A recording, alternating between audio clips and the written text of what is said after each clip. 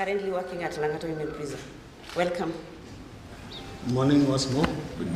Morning again. I am Magereza, Director and Chair Credit. Thank you. Good morning to observers. My name is Raymond Kimani Ngugi from Prison Staff Training College, and I am serving currently in the Credit Committee. Asanteni sana and congratulations. Good morning to observers. Oliver Pando is my name. I chair the Supervisory Committee based in Kisii. Karibuni sana. Good morning to observers. My name is Nicholas Mongo, stationed at Nairobi Remand, also a member of the Supervisory Committee. Good morning to observers. My name is Lewis Kokon. I'm a board member. I sit in Credit Committee and the Secretary. Pongezi sana to observers na kwa karibuni sana. Good morning, investors. I'm Henry Ishogi, member Supervisory Committee from Committee Maximum. Karibuni sana.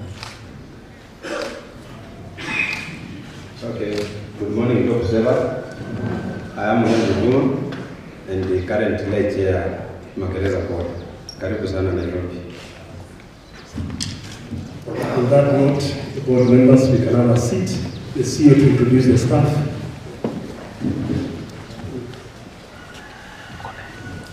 Good morning, dear our esteemed top savers. So I want to take this opportunity to welcome you to this first Magereza top savers meeting, which will give us an opportunity to share experiences. But before We welcome all of you today and congratulations. My name is Sarah Gwara. I'm the Operations Manager. Good morning investors. Thank you so much for investing your funds at Magereza Sacco. My name is Lydia Chumba, currently the internal auditor. Good morning, millionaires. Welcome and feel free. My name is Lynn. I'm in charge of credit, and continue saving with us. You will not regret. Top servers, good morning. My name is Samuel Olasopia. I'm the ICT manager. Karibuni sana. Good morning, top servers. My name is Grace. I'm in the finance department. Good morning. Currently working as the PA to the CEO.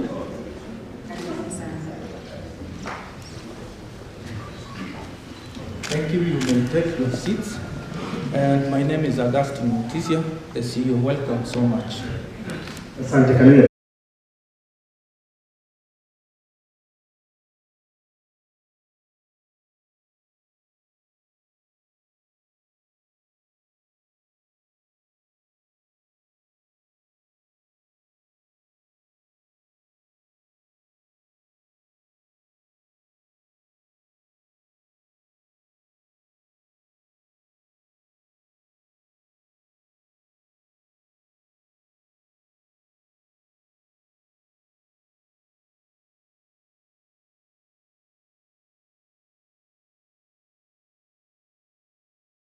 Apewe mic haraka kwa usoke, apewe microphone. There's a mic here. Hakuna staff hapa. Tafadhali kamera wanisaidie mic nipe ule. Tuongoze tamasha wote.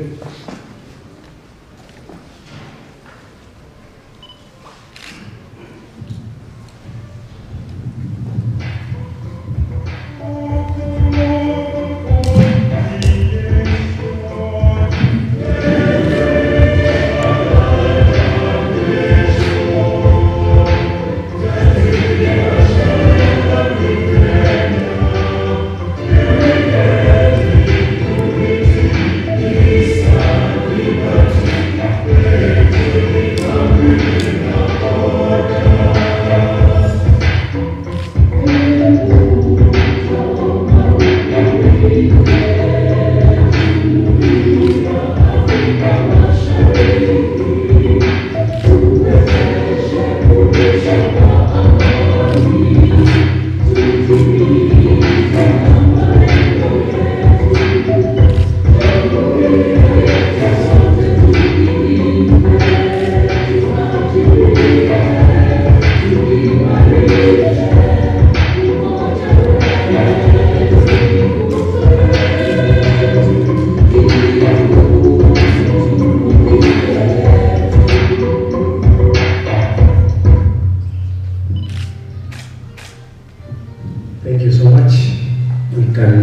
have our chief guest, karibu sana. You can have our seats. I want to take this opportunity to welcome you, sir, to this very important occasion, the garden of Magereza Sacco. This is a forum that the board of directors organized to have a talk with the top savers in this society. And in this meeting, sir, we've invited, we have people from various regions in this country. This occasion was organized for, we've dubbed the top savers, for people who save in society for more than $1 million and above. So that's why we are here today. So we welcome you, sir. Without taking much time, for the interest of our chief guest, we had done the prayers. So maybe for the chief guest to know the regions represented, we want to appreciate people regionally as I welcome before I welcome the CEO. So maybe top savers from Northeastern, can we start up? Very quickly, from Northeastern, can we appreciate them? Top savers from Coast, can we appreciate, can we stand up, we appreciate them? Top savers from Nyanza, can we appreciate them once again? Top savers from Western, can we appreciate them once again? Top savers from Eastern, wow, can we appreciate them? Top savers from Central, can we appreciate them once again? Top savers from Rift Valley. Wow, I like this. Top savers from Nairobi. Director Sipan from Nairobi. Can you appreciate them? Top savers from PSTC. Can you appreciate them? Top savers from Teleposta and other ministries. Teleposta and other ministries. Can you appreciate them? Thank you so much.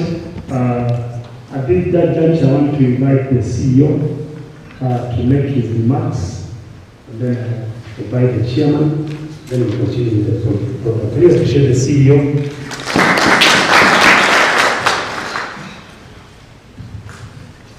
Thank you. Our chief guest, the Commissioner General of Prisons, also the patron of the Sacco, our top savers, good morning. I want to take this opportunity first to welcome you to this first top savers meeting for Magereza Sacco.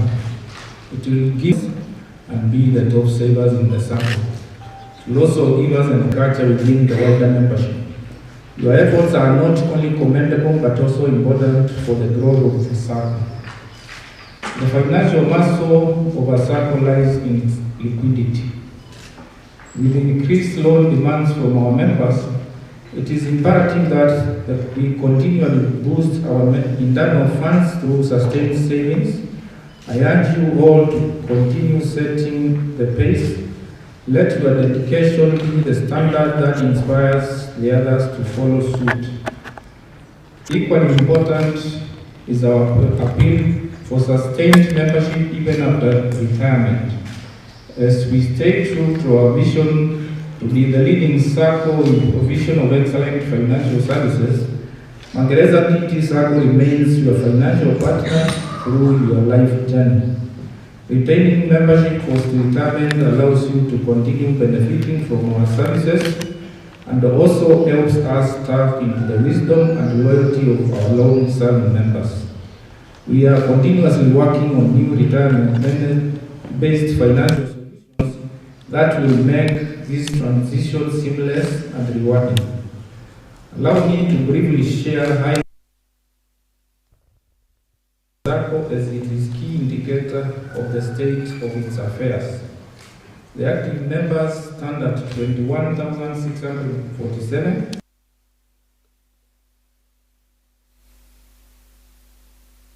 Member deposits 5.7 billion.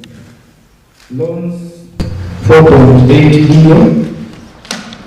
The Sacco asset base stands at 8.2 billion. These statistics indicate a growing trend in most of the key areas, which is as a result of member participation, trust and prudent financial management. Beyond our core function of advancing loans to members, we have diversified the Sacco income streams through investment in shares in the capital market. Shares in Safaricom, Cooperative Bank Holdings, CIC, and call deposits in the money market. Buildings and land in senior, which is available for sale to members at 290,000 with organized viewing. We encourage all members to take up the opportunity and buy the plots. We have also embraced digital transformation to better serve our members. Loan processing, which used to take length and sometimes frustrating experience to the members, have now been optimized. Applications are processed within a maximum of 2 days. This has greatly improved member experience and financial planning. As we continue to strive to success, at the just concluded Ushirika Day celebrations, our Sacco was honored with the following awards: the Best Sacco in Credit Management in the year 2024 and 2025, and the Most Improved Sacco in the year 2024. This is an indicator that the management is undertaking prudent risk assessment practices and commitment to responsible credit administration. In conclusion, I wish to take this opportunity to recognize the contribution of various stakeholders, our patron, the Commissioner General of Prison, for unwavering support and guidance to the management. The Director of Cooperative and the Starehe Sub-Account Cooperative Officer for always being there to offer guidance and counsel to the board. The Board of Directors, Provisory Committee, and the Sacco staff for your dedication to ensuring Magereza Sacco remains financially stable. To our top savers and the entire membership, thank you for your dedication and for believing in Magereza Sacco.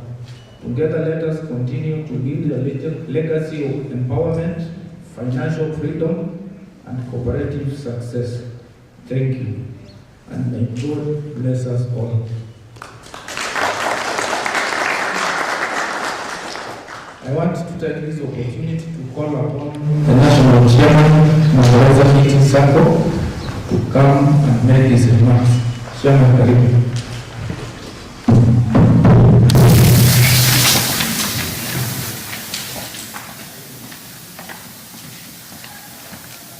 Top Savers Class of 2025, habari zenyu. Mungu ni mwema kila wakati. Asanteni sana.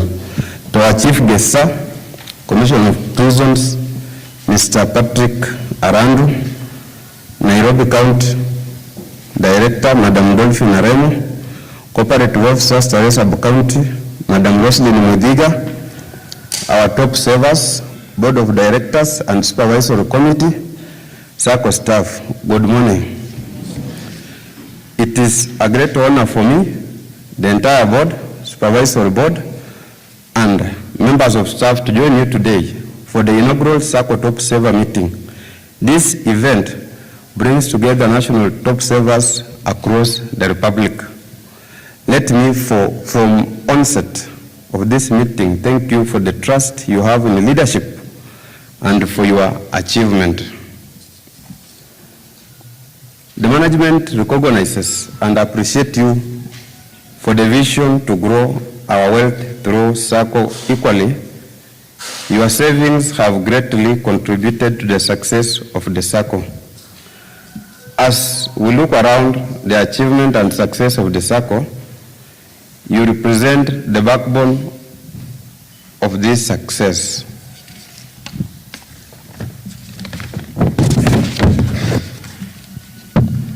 Allow me to share a brief on the Sacco performance in the year 2024, where total assets grew from 7.9 billion to 8.2 billion, an increase of 3.8%. Members' deposit grew from 5.5 billion to 5.7 billion, an increase of 3.6%. Loan to membership grew from 4.5 billion to 4.7 billion, representing an increase of 4.4%. We are cognizant to the fact that the Sacco will not have posted such an improvement without your contribution. Over the past years, we have significantly improved on the services we offer, from expanding our loan products, leveraging on technology to ensure efficient delivery of services to all members. Continuous review of our Sacco remains competitive. Today, we have lined for your program that are geared towards enhancing our financial engagement skills. The forum will also give us an opportunity to share experience and exchange ideas with an objective of building on your success as well as the Sacco. Dear top savers, let us use this event to send a message of encouragement to other Sacco members to enhance their saving and be part of the next Top Saver Forum. Although the Sacco posted growth in key areas, we have equally experienced some challenges ranging from poor saving culture, members withdrawal, low patronage of service, an example being member processing salary through a Sacco. Only out of 25,000, we only have 6,277. We believe through this initiative, we can join hands and build our Sacco further. We want to ensure you and the general membership that the management will adhere to prudent financial management, safeguard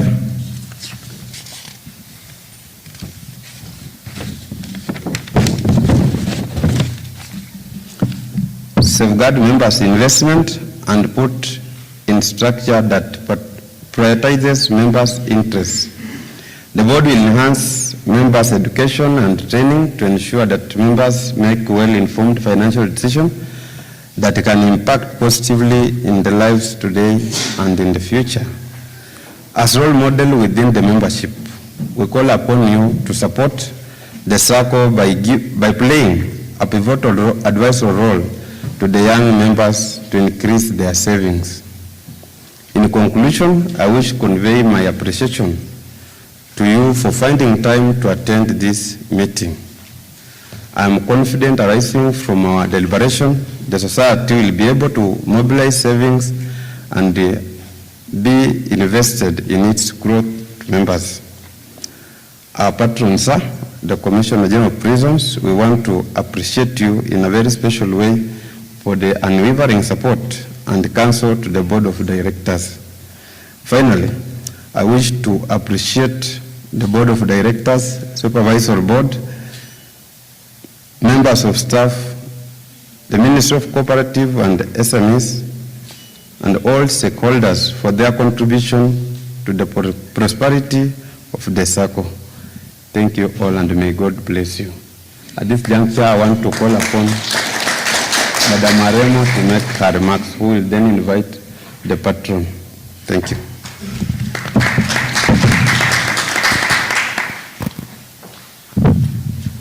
Our chief guest, sir, the board, this provisory, top savers, good morning once more. I am humbled to be here today. My name is Dolphin Aremo, the County Director of Cooperatives in Nairobi City County. Allow me to introduce the officer who sits in the board meetings for Magereza Sacco from Starehe Sub-County, where you are domiciled. Say hi.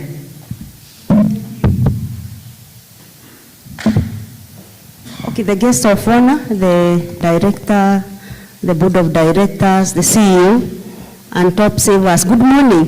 Good morning. Good morning again. I'm Rosary Mediga. I'm the Starehe Sub-County Cooperative Officer. I sit in the board of your Sacco, And I'm happy that you have chosen to be top savers of this society. This is a great achievement, and I'm happy that this society has recognized you in a special way so that you can also mentor others.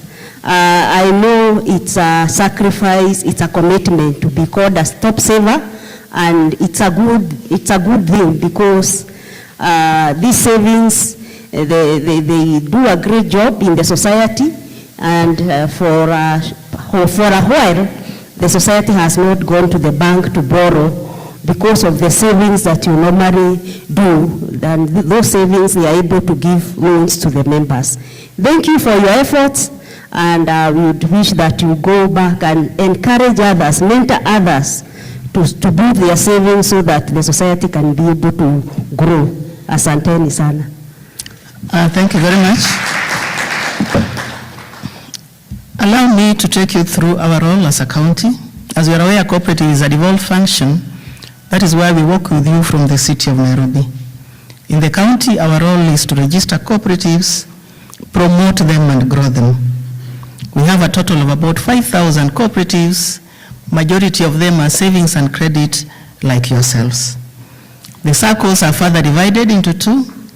There are those that do deposit taking, commonly known as DT Saccos, like yourselves, by virtue of the fact that you operate a front office. Then there are also those Saccos without front office, but they have grown their deposits to the tune of 100 million, and they are called non-withdrawable deposit-taking Saccos. So when you interact with your colleagues, you will be seeing some cooperatives calling themselves non-withdrawable, some calling themselves DT. At least I want to congratulate you on being here. Magereza Sacco is big. There are others out here who are envying you because now they have heard you have come. There are also some who will be complaining that pesa yetu inatumika. This is marketing. When you go back, let them know that you have earned being here. You are not just appointed. Allow me to mention a few developments that are taking place in the cooperative movement.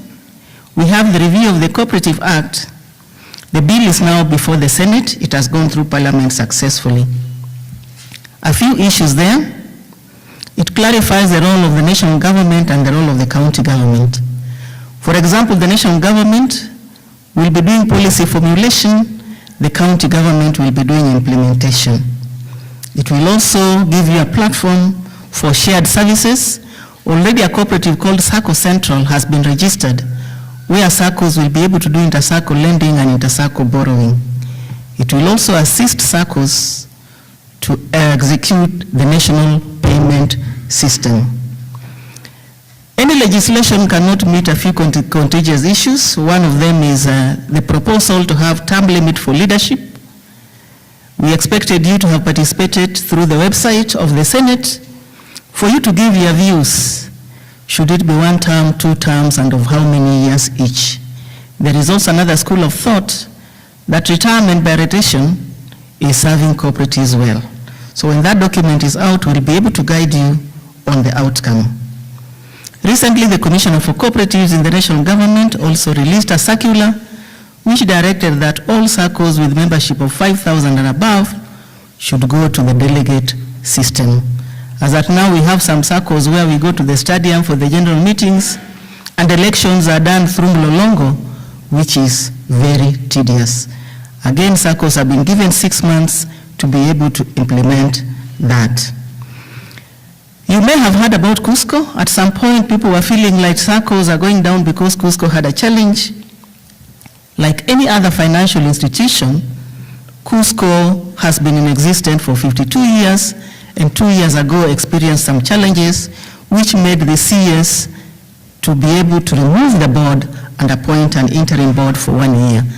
The 1 year elapsed, and now there's a board that has been appointed substantially to serve for 2 years, and I'm privileged that in Nairobi, we have donated 5 board members. The chairman of Police Sacco is the chairman of Cusco. The vice is from Uhasibu. We have Stima Sacco sitting in that board. We have KMA, and we have Unitas sitting in that board. The first assignment that the board did was to do a forensic audit, which showed a few anomalies due to matters of governance, and now the current board is in the process of following up on the recoveries. As a government, We want to revive Cusco. Being the umbrella body for SACCOs, it is important to have it strong because, as you are all aware, in performance, we are number 1 in Africa and number 7 throughout the world. So if the mother is not active, then ordinarily we will be able to lose our positions. So going forward, Cusco will be registered as a federation to do what it was meant to do, which is training, advocacy, and lobbying. Cusco went out of the objective, went into insurance, went into housing, and many other things. And I think that contributed also to its financial challenges because it didn't have capital injection. The CFF, Central Finance Fund, which was the platform where SACCOs were getting loans from, will also be registered separately with a separate board to be regulated by SASRA. You may have heard people are complaining where was SASRA when Cusco was going down.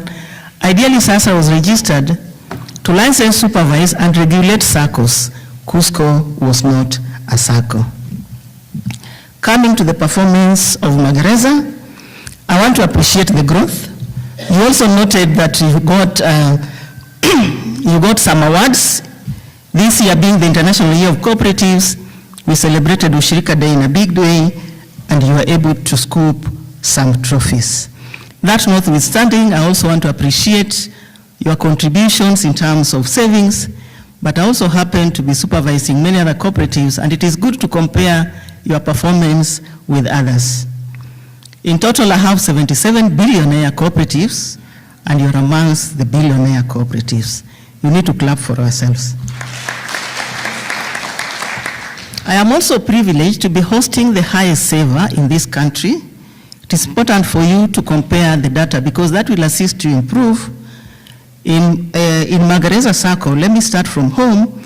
The highest saver, without disclosing the name, has how many million, CEO? 8.5 million. See, that person deserves a clap. I know here we are all millionaires, so start comparing what you have because some have 1 and above. Some have 2, 3. But the highest you have had is 8.4. 8.4. So compare so that you can see how to bridge the gap. But if you are the person who is at the top, I know you can also improve. Because every year I collect data. And in terms of savings, I collect data starting from 10 million. Not because I don't recognize the 8.5 and whatever you have contributed.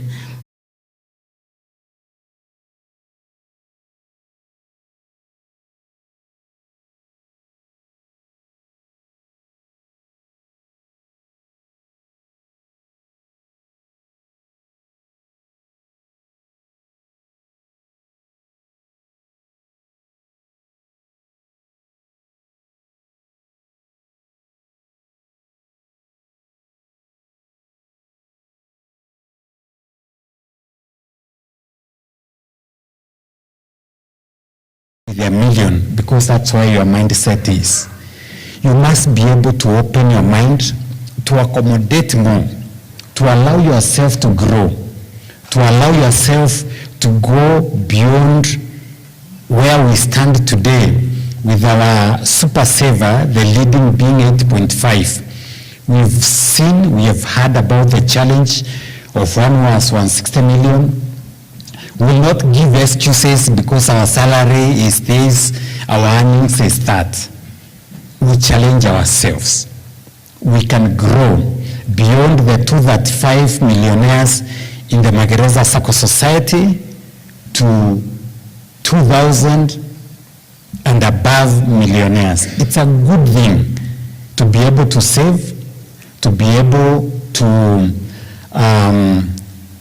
take advantage of the solutions and the products that the Sacco gives, and above all, to ensure that we also pay our credit that we get from the society. You attract what you are. Success, wealth, increase, poverty, or anything is based on what we are.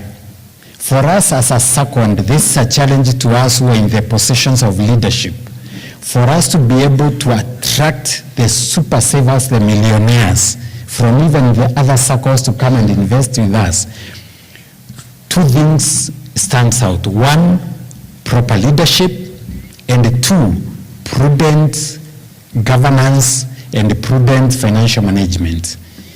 If the leadership will not exhibit good governance within its ranks, or proper leadership that inspires those who are joining to believe in their leadership and to believe that this organization is going places, then we will not be able to attract those who have great capital and even others from other Sacco societies.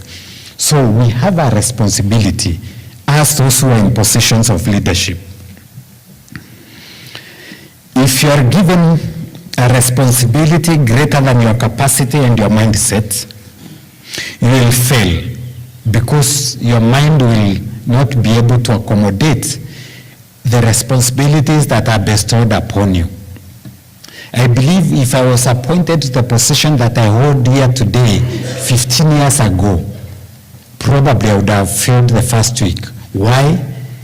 I needed time to grow to a level that allows me to, my mindset to accept and appreciate you can now hold a particular position.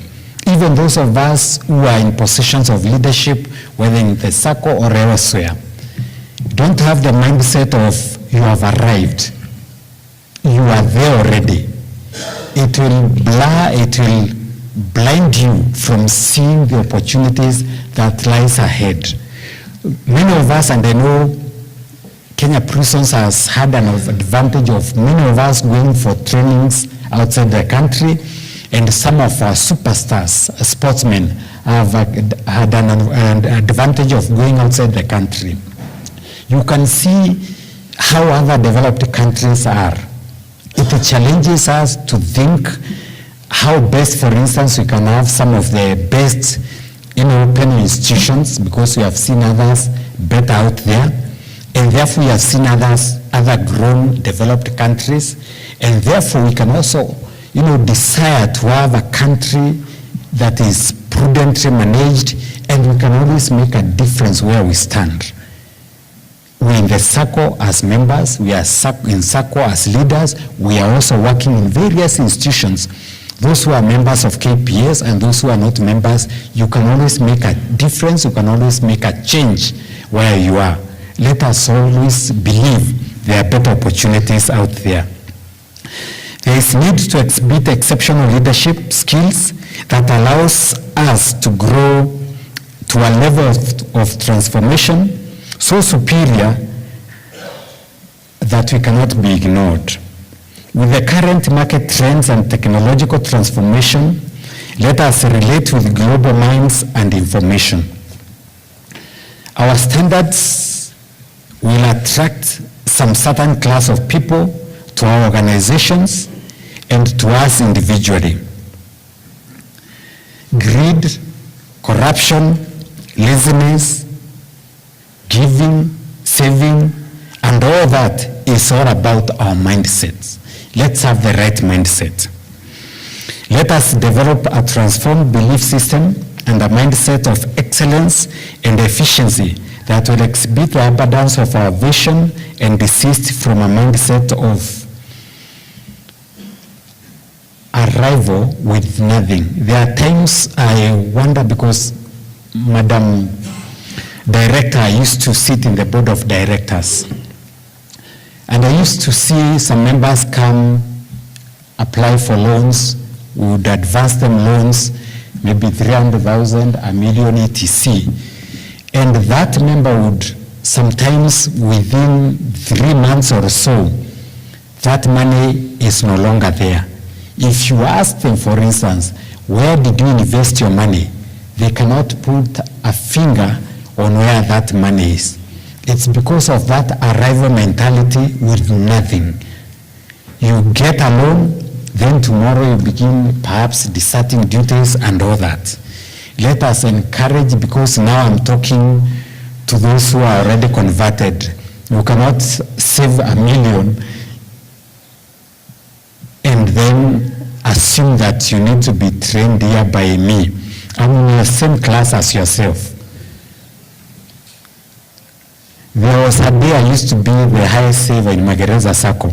Today, I'm not even in top 40. Jipatieni makofi. Because those who are above me are all seated here. We have about 227 out of 235, so that is 100%, sindio? Yeah, so what simply I'm trying to say is that if there are people to be transformed, one, are our members to believe that they are earning good salaries for them to save. Two, every time you receive your dividends at the end of the year, plow back that money to the Sacco.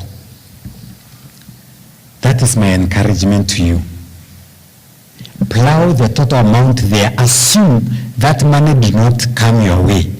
Go to the Sacco, say my dividends at the first account is, say 50,000, whatever amount it is, plow back. Your deposit grows very fast when you plow back every time you get that dividends at the end of the year. And two, most of us, we save with a target which is very good, but we save targeting that the day we retire from the Sacco society, we take all our deposit with us. This is a great Sacco. Otherwise, I would not be a member of Sacco, this Sacco for the past more than 30 years. I've been in this Sacco, I remain in this Sacco. And you know, for us, since we have saved good monies, we can always ask, and I believe the Sacco will be able to develop products that are suitable for retirees, for instance. How else, where are good, maybe products within the Sacco, whether it is money market within the Sacco FOSA, for instance, where it attracts good interest, where you can be able to put part of that money and that money to grow. Some of us think when we retire, we die immediately. I have a shocker for you. You have another 60, 70 years to live. Hello? So when you go and withdraw that money immediately, what happens to you in the next 20, 30 years of your existence? Let us retain the monies in the Sacco. Believe you me, and there are so many who have retained. They continue earning their deposits, earning their interest in form of dividends, and still they're able to access all the products that the Sacco offers. So, let us apply the right principles, being conscious of every season. Understand the time to save is now when you're active in this job. This is the right season. This is the right time to save.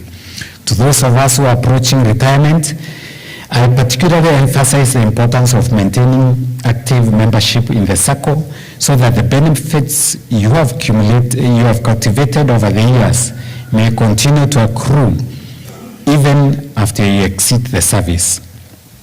In the same vein, I challenge the Sacco to explore the development of specialized financial products tailored for retirees. Such products would ensure that our retirees remain financially empowered and engaged in their post-service years. I also wish to express my strong interest in seeing the Sacco pursue partnerships that would enable it to play a more active role in facilitating pension and retirement benefits processing. Such initiatives would go a long way in easing the transition of our officers from active duty into retirement. Finally, I call upon the Sacco to intensify financial literacy programs for its members so that they are better equipped to make informed decisions on savings, investment, and credit management. Once again, I congratulate all the top savers present today for your exemplary performance.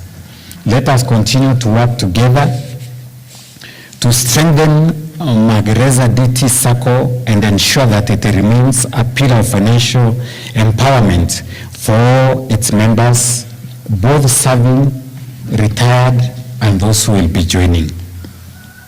Together, let us build a Sacco that not only safeguards the present, but secures the future of every member of the Kenya Prison Service and those members who are not members of the KPS. Your commitment to saving as an investment in your tomorrow and a legacy for those who come after us is applauded. Let us keep that spirit alive. Mr. Chairman, I want to assure the board that those trainees who are the Prison Staff Training College, you will be allowed and given an opportunity to enroll all of them to Magereza Sacco Society. With those many remarks, Chair, allow me to introduce just one or two people who are here. Those of us who are seated here, you are either a constable up to the rank of senior sergeant. Please stand.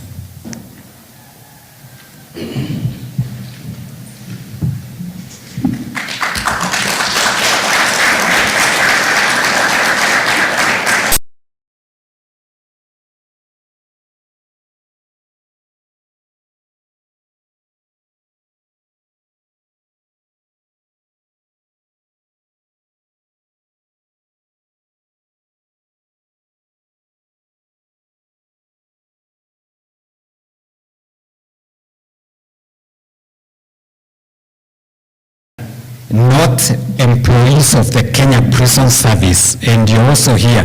Please stand.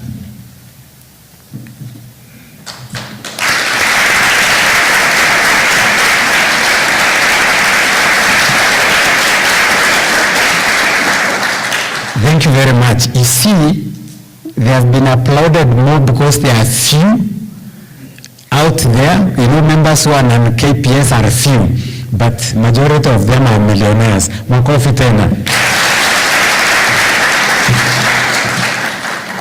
Nimeona wengine wale waliacha prisons wakaenda nje bila kuwataja makofi. We are so happy. And those of us who are of employees of Magereza Sacco Society, employees, and you're a millionaire, please stand.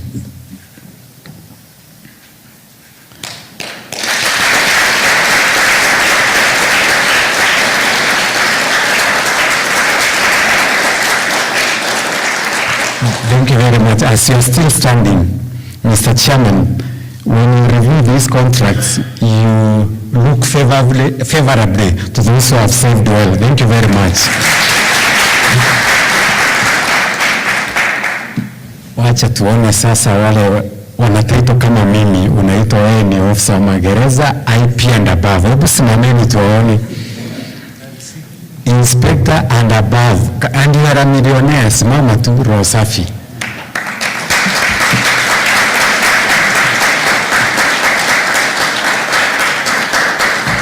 Piga makofi vizuri, utakuwa mkubwa pia siku moja. Thank you very much. Please sit. Finally, I want to introduce Madam Director, a few of my colleagues that I sit with at the region and at the headquarters. The directors who are here, the deputy directors and the RCs, please stand.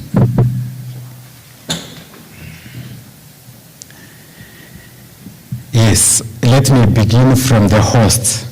Dr. Chrysanthus Makoa is the Regional Prisons Commander, Nairobi. Makofi kwake. We sit. At the far end there is Mr. Mwavita. He is the Deputy Director, Planning and Development, Kenya Prison Service. Thank you very much. You may sit. Next is the Director, Standards and Compliance, Mr. George Diana. Makofi kwake. Next is the immediate Director, Prison Enterprise, Mr. Peter Njoroge.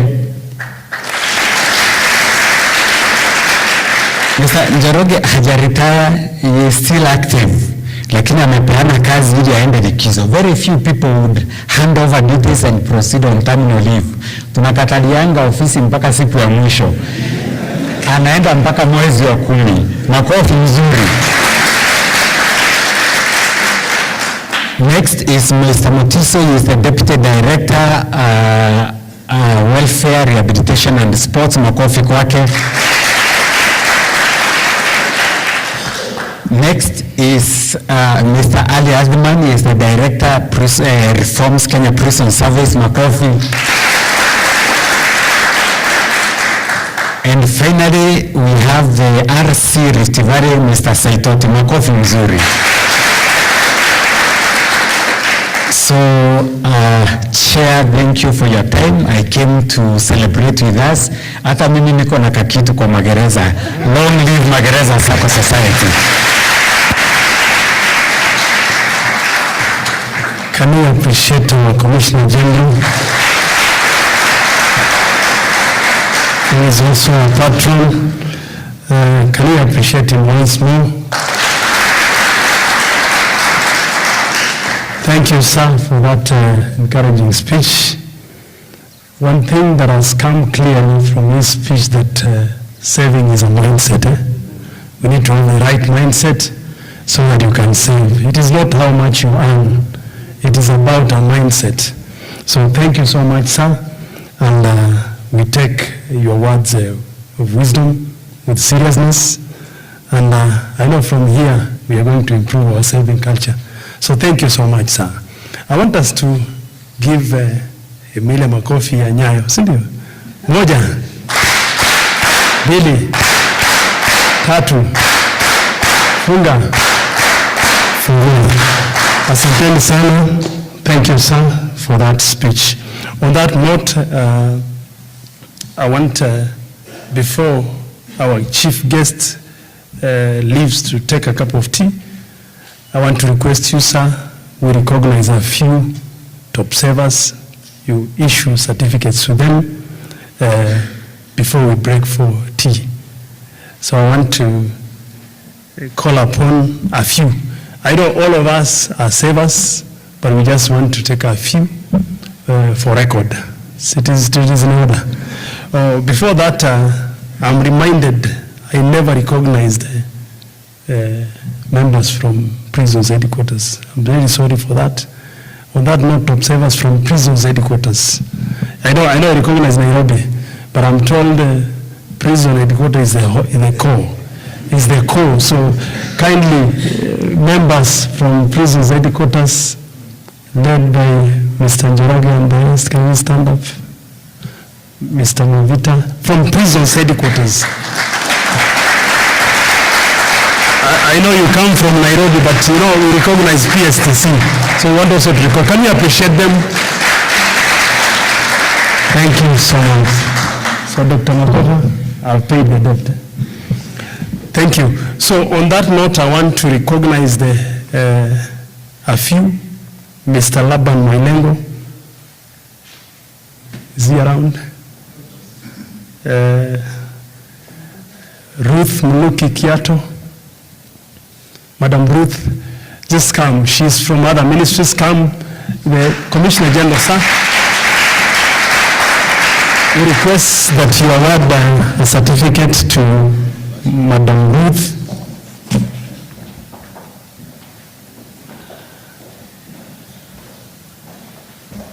Madam, you just move closer to the patron as you receive the certificate. I don't know who will receive on behalf of Laban Milengo. Can we appreciate them as the patron hands over the certificate? Madam Ruth, come on, smile for the photo. Once again, can we appreciate them?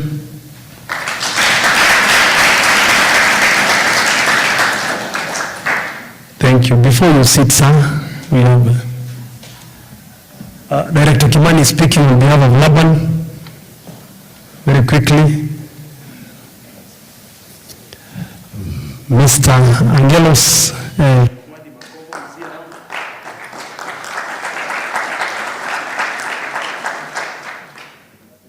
Angelos Makobo, is he around?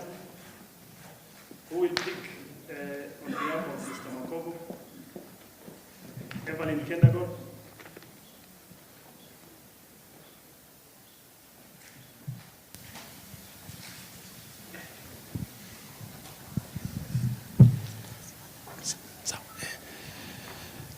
Evelyn Kendagor.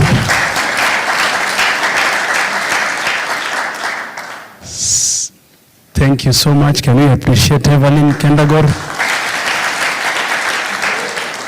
Sir, you can have a seat. Thank you. I want to request Madam Aremo to hand over. We have a family here. One of the child from the family encouraged the whole system, the parent, the father, to save. So they are here. And I know there are others, many, but we sampled a few for Madam Aremo to. This is a family. We have John Jagi Kuria. Is he around? Rose Kiduki. And then Jagi China Wawira. Are they here? Come on, can we appreciate Madam Aremo to hand over? Their family, one of the daughters encouraged the father and the mother to begin to save. Msiwafate baada ya hapa ni millionaire sana. Can we appreciate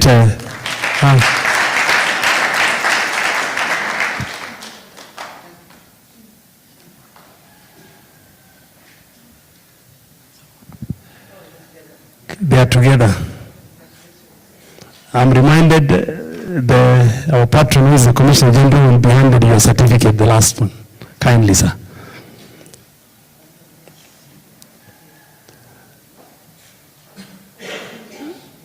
Can we appreciate them?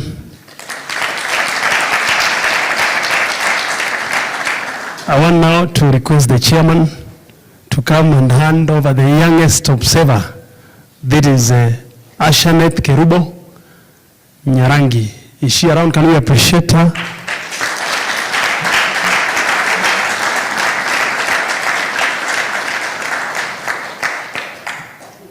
The youngest observer. Can we appreciate her? We were told saving. Just look at the camera. Look at the camera. Can we appreciate them? Jagi China Wawira. Can we appreciate her?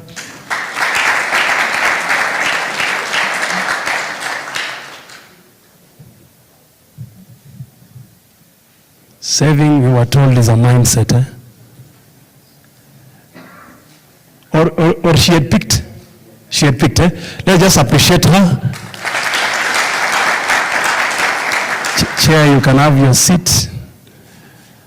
Thank you. I want to request Dr. Makosa, Regional Commander, to appreciate two of our staff, that is Augustine Mutisia and Sarah Guara. On behalf of other staffs, Dr. Makosa to hand over the certificates. Can we appreciate Mutisia? Mutisia is our CEO. He is leading by example. Can you pose for a picture photo? Can we appreciate them? Madam Sarah, come very quickly. Let us save time.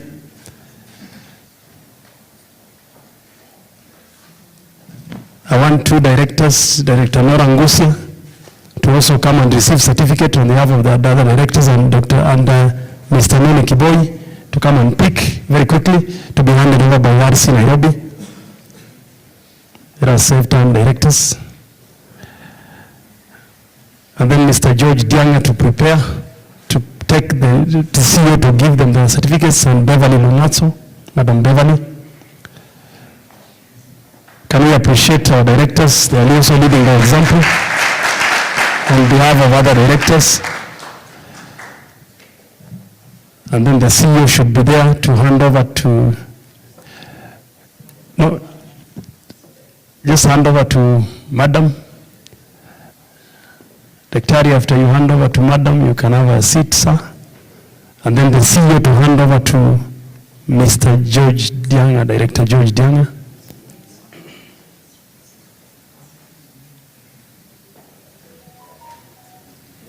Yes, can we appreciate Dr. Makoha? She hands over to Madam Noah. Daktari, you can have your seat for CEO to take over. CEO hand over to Mr. George Dianga, our director from Prisons Headquarters, who will pick on behalf of Madam Beverly. Come on, Director Kimani, very quickly. Can we appreciate Mr. George Dianga? Thank you so much. He is receiving on behalf of Madam Beverly. Can we appreciate them? On that note, I want to thank all of us. We could do all of us as a symbol, but I know all of you will receive your certificates. But we could not, because of time, we could not hand over to everybody. So kindly bear with us, but your certificates are there and your gift pack. On that note, I want to invite our patron, sir, to receive your certificate by the chair. Kindly, sir. Can we appreciate our patron, who is also in the club, to receive a gift and his certificate? Can we appreciate our patron? He is leading by example.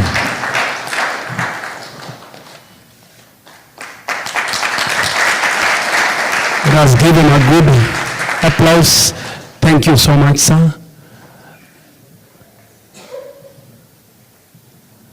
Can we appreciate our Commissioner General as he sits down? Finally, before we break for tea break, I want to invite Dr. Gatukui from other ministries to give us a vote of thanks.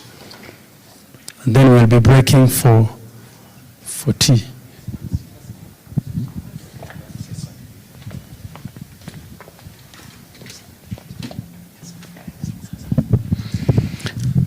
I've just made a request. I know all of us who are particularly members of the Kenya Prison Service know that on 16th day of July 2025, one of our civilian staff stationed at Isiolo prison, herself, her cousin, and 3 children were burnt in a house. We lost all of them, the 5 of them. I want to appeal before vote of thanks that we all stand and observe a moment of silence in honor of the late Halima Kofa Mohammed.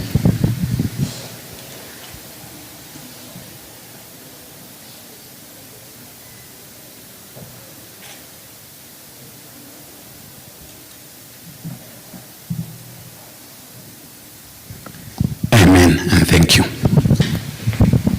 Thank you so much, sir. Let me invite Dr. Gatukui to just give a vote of thanks briefly, then we'll be breaking for tea. Thank you. Our General Commissioner, Patrick Karando, the Cooperative Director, the Board of Directors, and all officers. Morning, everyone. Morning. My name is Richard Gatukui, working with the Ministry of Health. And that means I'm not a prison officer, but I've worked with you people as prison officers, having been in Magereza Sacco for the last, I think, almost 15 years. And out of those years, 12 of them have now been the representative or the director, or the delegate for other ministries. And I appreciate that. General Commissioner, for us is to thank you very much. One, for finding time to be here, and to talk to us and give us the wisdom of your words, which really encourages us.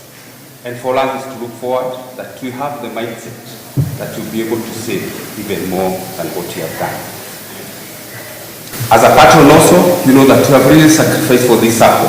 And at one point, I know you are also a director in Magereza Sacco.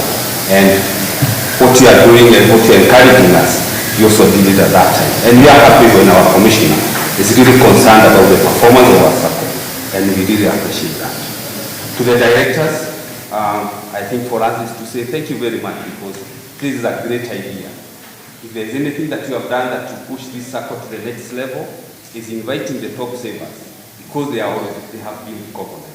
And it goes to the history that you have done it to the betterment of this Sacco. The cooperative officer, you have worked with this Sacco even when we had problems. As a financial institution, we had issues.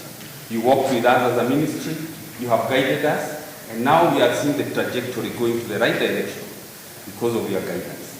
And we continue asking you to do this, and we are very grateful and thankful that you have worked with us. To us as top savers, thank you very much, because you didn't know that this is to happen. It has happened, and it encourages us even to save more. Being recognized is something very great. When I got in here, I just was told that I'm a millionaire. It's a good thing to know that you have saved that much. For us as top savers, thank you very much. Let's continue saving. And we are here to thank you for what you have done, and say thank you and thank you very much. Let it also be a way for us to encourage more people to save. And as we move here, let's be the ambassadors to preach the word of Magereza, to make more millionaires. And when we are meeting again, can we double the number? It is very possible through our ambassadorial duties. Finally, my thanks goes to the CEO and the staff of Magereza Sacco. Their ethics of doing their work, doing it well, and also encouraging us when we have issues with our various requests to them. They have guided us, and they have made it better for us to feel that there is somebody taking care of our money, our finances, and our needs. So for me, here is to thank each one of you, and to thank all the way from our Commissioner General, the Board of Directors, to us as top savers, the Ministry of Cooperative, and to the staff. Feel appreciated for this day. Feel good that you are here and you have been recognized. And thank you very much. As we move out, let's also interact more. Let's know each other. I'm happy that we have saved this much, and we thank God for that. So thank you very much. Commissioner, as you go, know that we appreciate your time to be here. And we request that even going forward, continue being with us, continue guiding us, and giving us that wisdom. Thank you very much. Thank you. Once again, can we appreciate Dr. Katukui with a good clap? Asanteni sana. On that note, I want us to remain upstanding as the chief guest is taken to the VIP lounge. We'll be breaking for tea.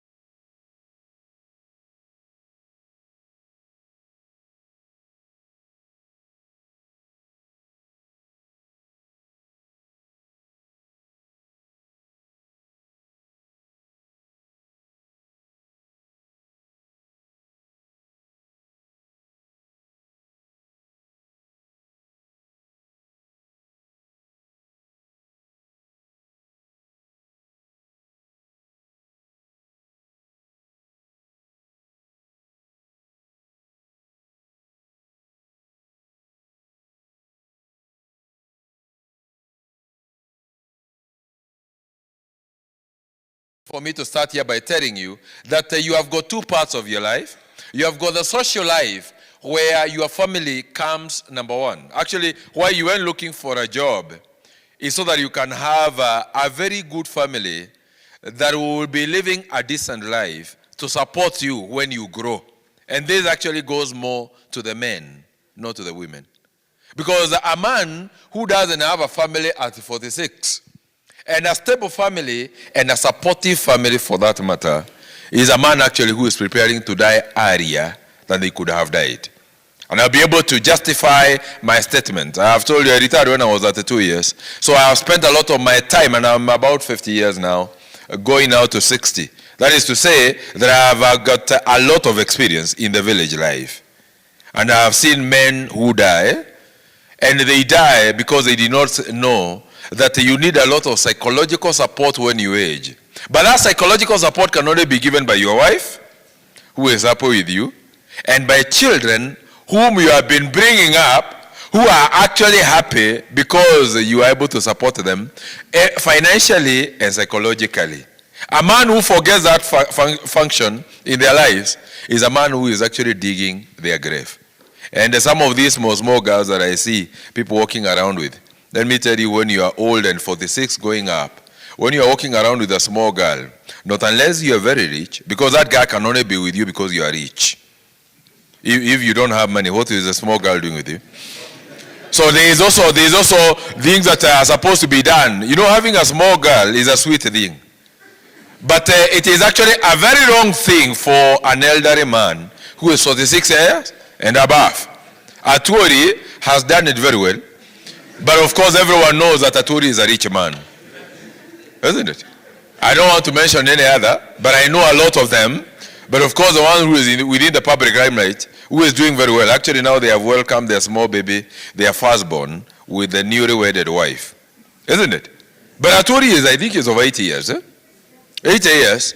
Now, that is a man who can afford to buy diapers. Because diapers are very costly. One bag of diapers is actually about 1,800 to 2,500. And a well-fed baby, child, would require about 2 or 3 or even 4. Actually, 1 per week. A well-fed baby. So now you can imagine that you need about 8,000 for diapers only per week, and you are saving 2,000, 10,000, 5,000, 6,000 in a Sacco. So now the question is now your baby that you are buying diapers for, is it your saving plan? Is it your investment platform? And by the way, do you now buy diapers for a child who has not eaten? Do you buy diapers who doesn't have a nun or a house girl to take care of them? So the question is, you are doing the right thing, but at the wrong time. And that's why we need to know that family is very critical. And that is why I always tell people, career is very critical. And I know that all of you are under career. I don't know whether it's a police officer, or maybe there could be others who are not within the prisons or the Kenya Police Service or whatever. But I want to believe that police service is a career.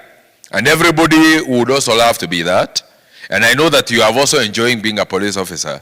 But that is a career. That is not your livelihood. I don't know whether that is also another term that is coming clear.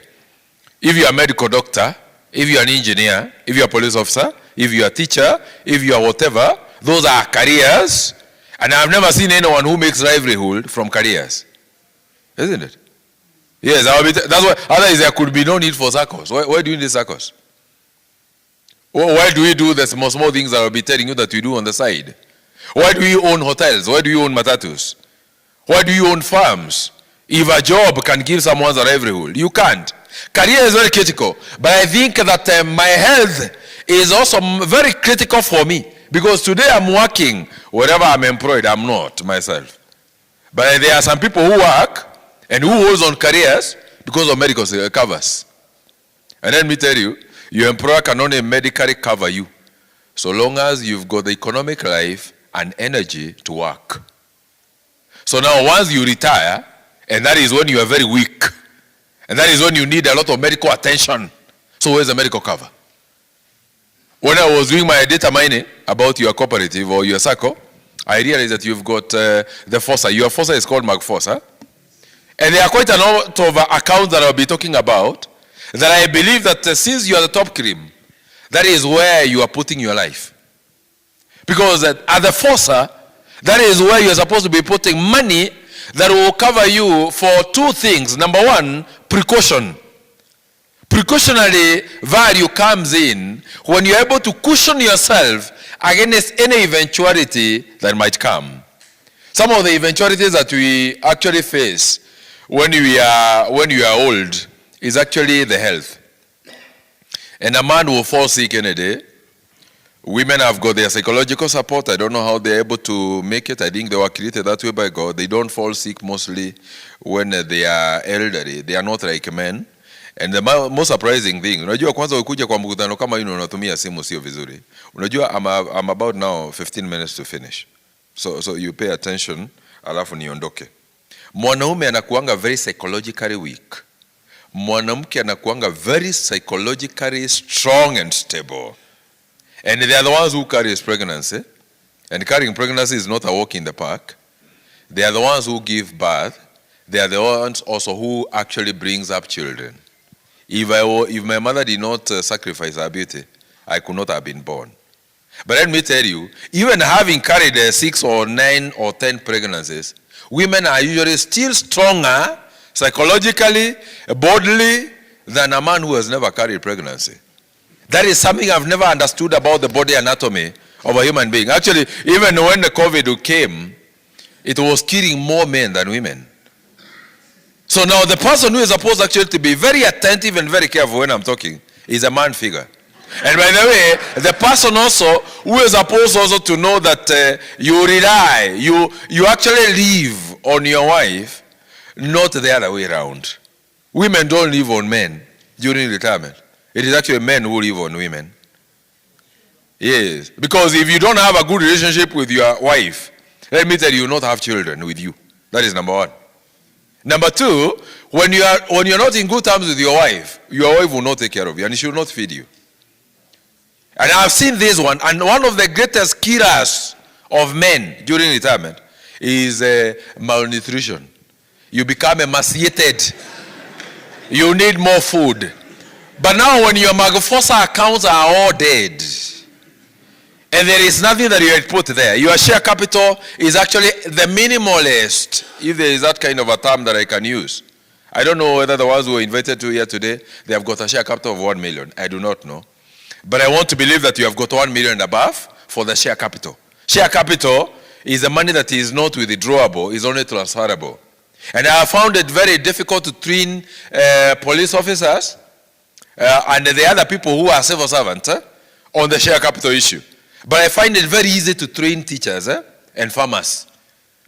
Whether they are primary school, whether they are high school, whether they are university lecturers, whether they are farmers, whether they are business people, that is an area that I am able to train them and they are able to buy it very well. But for the police officers and other civil servants, putting 1 million is a problem. Other than now Kenya Police. Kenya Police have got a lot of police officers who have got share capital of 5 million and above. A lot of them.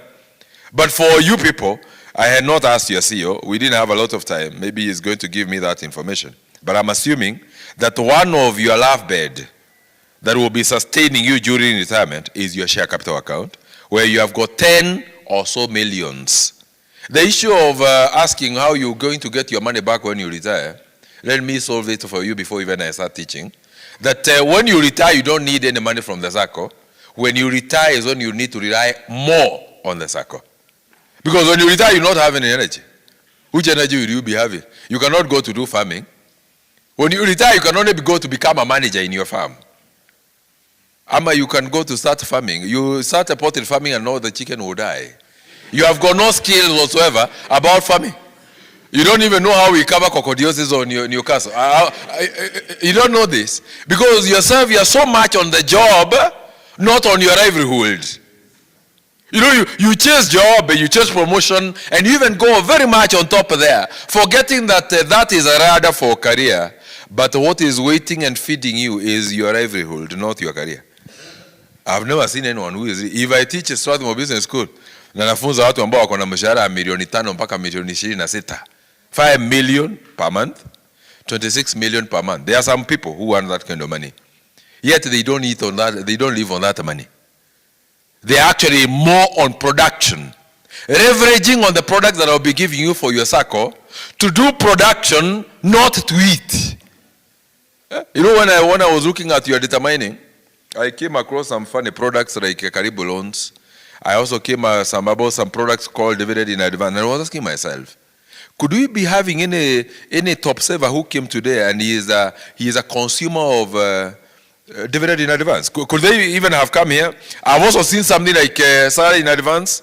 You know, there are some things that I was looking at. Of course, I did not write them because I don't believe in them. And one of the reasons why I don't believe in them is not because they are not good.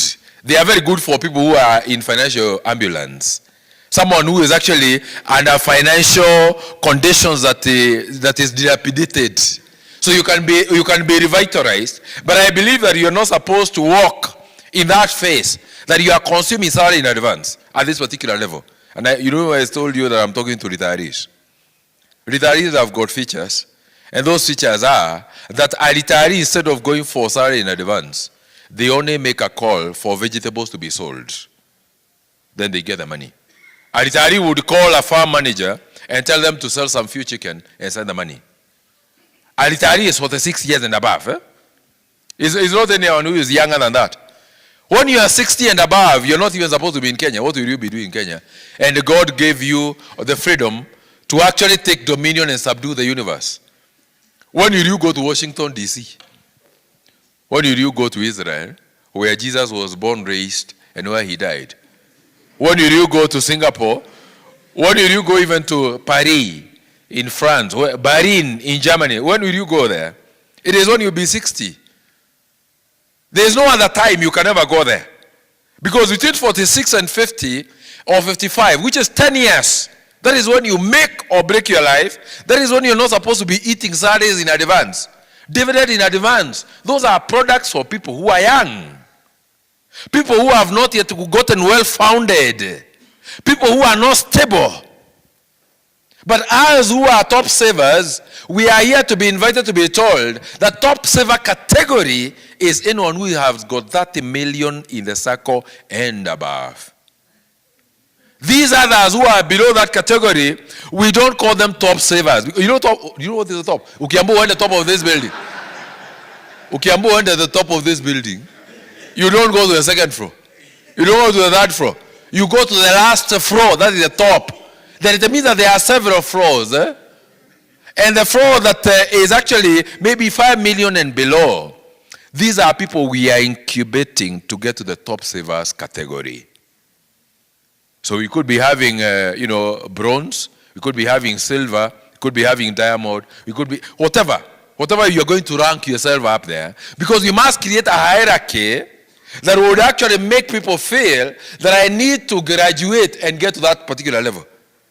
So that when you're called a top saver and you have got less than 10 million or 15 million or that a million, then you know that you are not yet a top saver. There is a goal ahead. Ama inakuanga aje? I know now things are not flowing very well, but they'll start now flowing, because the essence of me being invited here was to tell you that you have got a journey too, and this journey is supposed to be aligned with your retirement, ladies and gentlemen. When you look at this picture that I've given you a very good picture here, and this picture is actually aligning oneself to understand that my last third of my life is mine to make. And that last third of my life for me to make, I must be able to call it my retirement. And that retirement must be made when I have grown, number one, when I am a retiree. What will I be doing? You cannot go to start rearing pig. If you go to do pig farming when you are a retiree, you are 60 years and above, even the smell of the pigs is actually not conducive for your health. Unajua mimi ni mkulima. Mimi nawaambia mambo ya harufu ya hizi vitu. When you are old, you're not supposed to be staying in such kind of environment. This is now the time for you to do it. And you don't do this because you don't have money.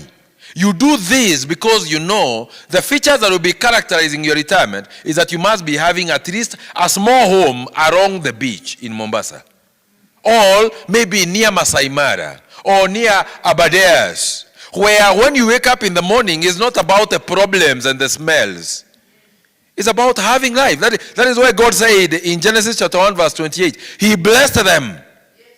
And he told them, I'm very happy that I'm preaching to someone. And he told someone that we need to actually enjoy this, take dominion. And my Bible tells me that he placed them on top of everything, whether they are animals, whether they are plants, whether they are trees, birds of the air, reptiles, the fish, anything. Go and read your Bible. We were put on top of them and we were told to subdue on them. Take charge on them. But have you been able to know that your life is actually segmented? You cannot be always be in work in progress as you age. Everything has got its own time. The way you carry pregnancy the first month and the 9th month the child comes out. The way the child is born today, on the 3rd year, after that year, they go to school. You cannot remain in primary school all your life. You go to high school. From high school, you go to college. That's why you're not in police college yourself. Because everything is usually segmented with time. So you cannot now prepare for retirement when you are already a retiree. You cannot start breastfeeding your child before you carry pregnancy. Isn't it? Yes, and that's why the Sacco is there. To actually tell you that the Sacco is your livelihood. This is where you belong. This is where you can be able to write down the features that will be characterizing your retirement. What kind of a car will you be driving when you retire? It is now to talk about it. Do you know that a car that is a 3,000, 3,500, 4,000, 4,700 cc, do you know they consume a lot of fuel? Do you know even in Kenya you've got a car that has got a 6,000 cc? Yes, V12 engine. V12, yourself you know V8. There's a V12 engine and they are driven by men and women outside here. You want to tell me that you'll be borrowing money to fuel that car? It will be fueled by a platform that you've already created, leveraging on the Sacco products. Sacco is where you belong. Ladies and gentlemen, your Sacco is your livelihood. Where you work, you are on job. And where you work, you are on transit. How many of them have passed through you? How many have you seen coming and going? For you to get promoted, someone must be promoted. And the ones who get promoted, as they go up there, they go exiting the system. Then you also now also come. So you not be the first and you not be the last. That's what is a kind of getting a job, a matatu, from Nairobi CBD, ikupeleka Westlands. Ukifika Westlands, unakaa kwa matatu. Sinikuuliza nauliza tu. Ukichukua matatu hapo ikupeleke Thika, ukifika Thika unakaa kwa matatu. So what was the work of the matatu? It was a conveyor belt, which is the same as your job. Your job is not a temporary, it's not a destiny. And that's why when I tell people this, sometimes they get annoyed, but of course God also gives me energy to tell them that a job is only a short-term solution to a long-term problem.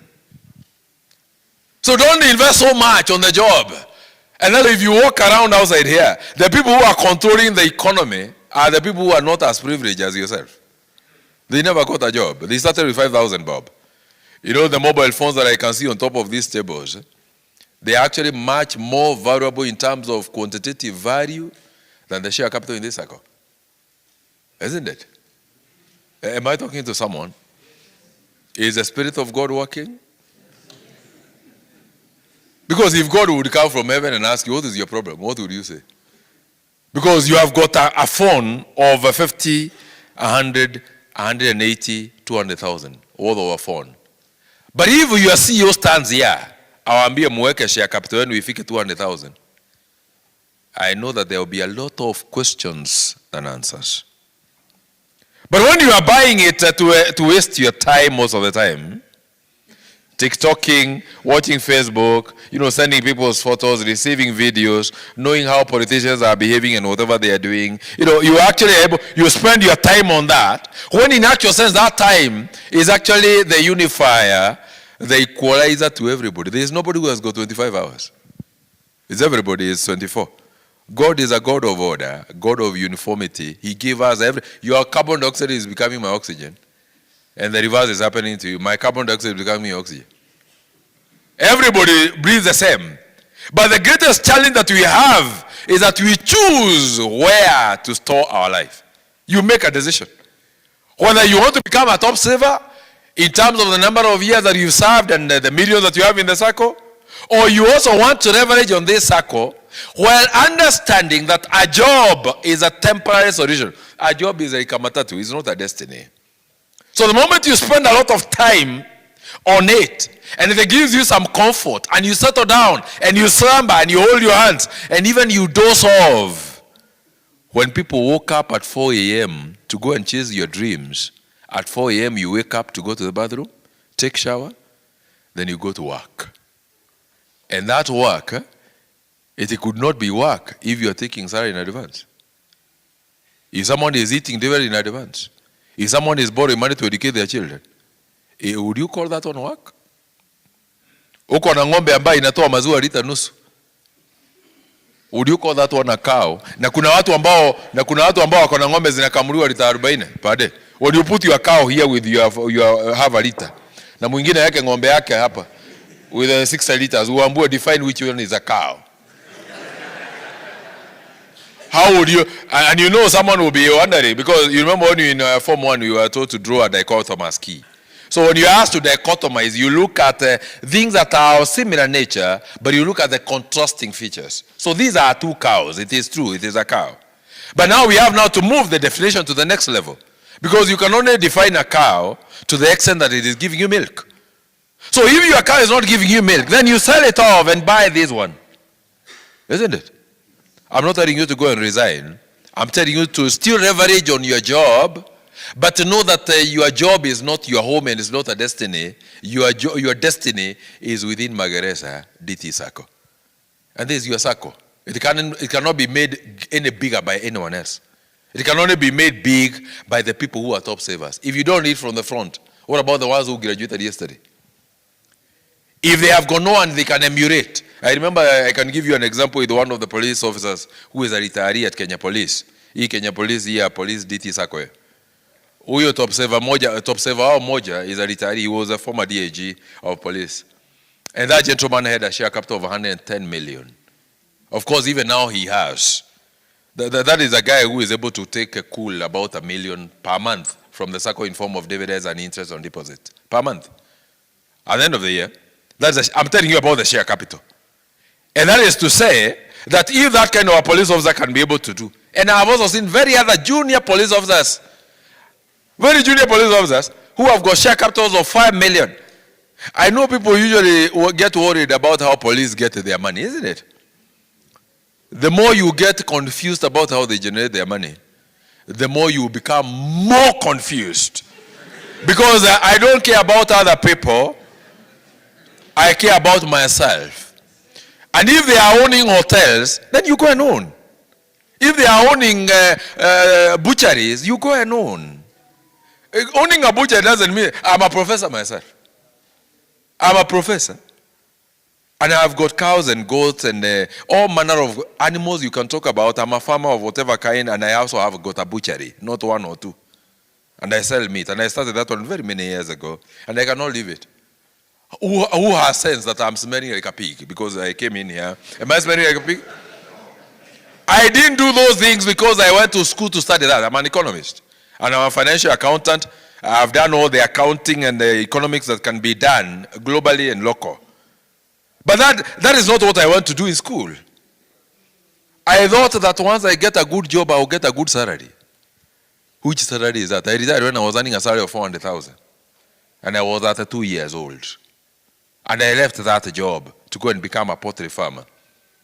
And why I left that job is not because it was not well paying. It was well paying, but the conversation that those men who made me to change my thinking, they asked me, what if you are sacked today? Are you assured that your children will continue going to school the same that they usually do? And I started asking myself, so I can be sacked. And they told me, you will not be the first or the last. People lose jobs, isn't it? Yes. But what if now that job, I don't get it tomorrow? Even though I was marketable, but the higher you go, like now your CEO is the CEO of this Sacco. How many positions do you think there are in the market for CEOs? Very few. Not unless one CEO dies or retires. That's what, or another Sacco comes about. The higher you go, the cooler it becomes. There are no positions. So now I had climbed the ladder very quickly because I was well guided. But now the conversation was, my firstborn was only 2 months old when I was leaving employment. Because I married when I was at 1 year. At 1 year. Unajua, I told you that there is also the age for marriage. Eh? You don't marry because they are bit for girls. Eh? Marriage is a place where we exercise responsibility and commitment, not love making. Actually, the ones who have got, who are broke, they don't even make love. You know, young people think that whenever you see a man and a woman walking around, they were just from the bedroom. Let me tell you, it is true we sleep in the same beds. But when you are psychologically unstable, and especially if you've gone through you are a perennial broke person. You know, psychologically you are unstable. You start the job and you cannot finish. That's what happens with men who are broke. And you know, when a man can start a job and cannot finish, you know what happens is that you start now losing the value even for yourself. Because anytime you are talking to your wife is asking you, now, what kind of a man are you? Unashindwa na kazi kidogo, baba so and so. Nipe ruhusa mimi, kwa sababu I thought that I have niko na mwanaume kwa nyumba. Na bibi yako anaweza akutesa vizuri sana. Hiyo swali inakujanga every time you are going to eat. Every time you are going to eat, it comes consistently. Can we try today? Wewe unakumbuka vile maisha imekugonga. Hata usha apply na haijatoka. Ushakopa na haijatoka. Umekula fuliza, umekula zenka, umekula tara, umekula hata hustler fund, umekula kila kitu, na sasa you are unstable. Then your boss at work is also giving you hell of time. Ama umekuwa transferred. Unaona? Nao bibi anakuambia na kungoja. Na ulianzia jana ikalemea. Now let me tell you, ile maneno wajua mnataka nicheke. But the conversation is this. If you don't know, the older you become, the more weakly we become. So if you want to sustain your body when you are aging, then you must also know that the wealth and the health of a man is directly proportional to the weight of their wallet. A man who has got money can perform, even exceed the young people. Because a man, the only thing you require is stability. When a man has got nothing that is disturbing them, anaangalia tu, sijui kama mko na app ya Sacco. Anaangalia hapa hivi tu, anafungua, anaona share capital milioni 10. Savings milioni 28 ama 40. Hiyo nawaambia ni walimu wa primary school. Hizo ndio pesa wanakuanga nazo. So unaangalia tu, unapapasa, unauliza, bwana sio, hii pesa yangu iko hapo tu. Na nimeona hata mko na fixed deposit account. I believe the people who came here, none has got less than 3 million in the fixed deposit account. 3 million. Ama hizo accounts zinakuwa za nani? Si ninyi mkuu wa kwanza 3 million. Fixed deposit account. Wakati unaangalia pesa kama hiyo, let me tell you, hata uwezi ukapatwa na njaa. Unatembea town, watu wanakula nyama na wanachoma nyama mahali, na unapita hata usikie harufu hiyo nyama. Not because you are eaten, but you are psychologically stable. Jaribu kutembea mahali kunapikwa chakula asubuhi na uko broke. Uone saa 3. Saa 3 unasikianga baridi, unapatwa na njaa. Unapatwa na njaa. So now you can imagine now, if a man did not know that their pillow is in Magereza Sacco, and they spend all their time wasting their money, and they only save the bare minimum, ile ambayo inakatwa na employer, na wameitwa mkutano kama ya leo. The bare minimum. Hakuna akati ashaiweka pesa kwa M-Pesa, ama kuku zake zikauzwa, akawekewa kwa M-Pesa, akaweka kwa Sacco, kwa paybill. Huyo mwanaume na ako kwa hii mkutano na hajaifanya hivyo, then know that you are not in charge of your retirement. You are not in charge of your retirement. You are not in charge of your life. Unajua kuna vitu tulikuwa tunasoma science, zilikuwa zinaitwa wind vane. Unakumbuka wind vane na compass? Unajua wind vane inapelekangwa vile upepo inaenda. Yeah, you have released your life now. You become like a wind vane. Unapelekangwa vile upepo vile inaka. You are not in charge. Ni kama uko kwa gari, you are the one who is driving it, lakini hiyo gari haina steering. So now the question is, how do you drive that car? How do you guide the car? If there are fixed deposit accounts in this Sacco, na nimeziona ziko hapo, how much money do you put there? Nimeona hata kuna account nyingine inaitwa Jijenge. How much money are you putting in that account? If you want to know whether muti ya maembe ni muti ya maembe, unaangalia ngalini? Majani? Matunda. So if you want to know whether you are productive or not productive, go to your FOSA account and look at your behaviors there. And if you have eaten the entire product brochure in the bossa mumekula yote, product hizo zote nimeandika hapo, na zile zingine si kuandika kama karibu loans, si kuandika dividend in advance. Hata niona kuna nyingine sijui ni benevolent account ama ni gani, nilikuwa nimeziona hizo account, si kuziandika hizo. Zile nimeandika hapa na umekula zote na kwa force hakuna kitu, then you're not productive. How do we know that you are productive? Am I talking to someone? I'm the one who transformed Kenya Police. And I have taught all the police officers from the right left center in the entire Republic of Kenya. And their segmentation of how they are ranked there, I've also taught all of them. When I was starting with them, they did not believe. Today, wananipigia saruti. Nyinyi hamwezi mkanipigia saruti kwa sababu I'm a small man. But now them, kwa sababu ya vile nimeweza kutoa maneno huku. Unajua wakati tulikuwa tunaenda high school, the first thing, monoization was very high. Na nilisomea Meru. Walikuwa watoa vitu zinaitwa cobwebs. So wakati tunaenda kupita cobwebs, unaona? Sijui kama huko cobwebs. Unajua kuna vitu za kwa mbele ya macho na uoni vizuri. Unapaswa kukaa zitoa hivi. But let me tell you, there is nothing as sweet, ladies and gentlemen, as organizing yourself. And let me tell you, everybody has got time. Na hata sahi nimeuliza nani alipiga simu mboga zikauzwa ama nyanya zikauzwa, pesa ikatumwa kwa Sacco. When you look at yourself and you look at myself, I have told you I'm a farmer. Na nafanyanga hizo vitu. Sasa mimi nakaa kama niko na mboga. Ukiniangalia unaweza kafikia nalima mboga. Nauliza ukiniangalia. Sasa wewe kwa nini na uko kwa ofisi, nani anaweza kujua pale kwa shamba yako umepanda mboga? There's nobody. Actually, you are the greatest enemy to yourself. You are the one who is not working, and you are the one actually who is abusing Magereza Sacco. You know Magereza Sacco is supposed to be a 30 billion Sacco. 30 billion Sacco. Ikiwa Sacco za walimu ziko hivyo, kwa nini sio nyinyi? Sacco za walimu, na mimi nafanya kazi na Sacco za walimu wa primary. Siko hivyo, kwa nini sio nyinyi? Why Magereza is not that a billion? It's not that it cannot be that a billion. Why Magereza is not that a billion is because the people who patronize Magereza are not millionaires. Ama Sacco inakuanga rich how? A Sacco can only be as rich as its own members. A Sacco can only, unajua ni hao marafiki zenu hapa waliniambia, of course I know, walitengeneza incomes from loans of 11 billion last year. Walilipa dividends worth 5 billion Kenya shillings. Dividends 5 billion. Dividends and interest on deposit. Capitalize 3.5 billion. Is that the kind of money that you give to the Sacco? Is this board that is seated here with the CEO? Is that the kind of money that you capitalized? 3.5 billion last year? Do you know that the capitalizing in their Sacco is not a problem? Actually, members are the ones actually, even when they are paid those dividends, they don't think. I've already tried to train them that once you are paid dividend and you have been eating, you know, dividends is paid on what we call accrual basis. It is actually a byproduct at the end of the year. So it is for last year. Kama hii mwaka mukilipwa, mutalipwa ya mwaka huu na mutalipwa January next year. So hiyo pesa, ikiwa God has given you the grace to live from January to December and you will not die.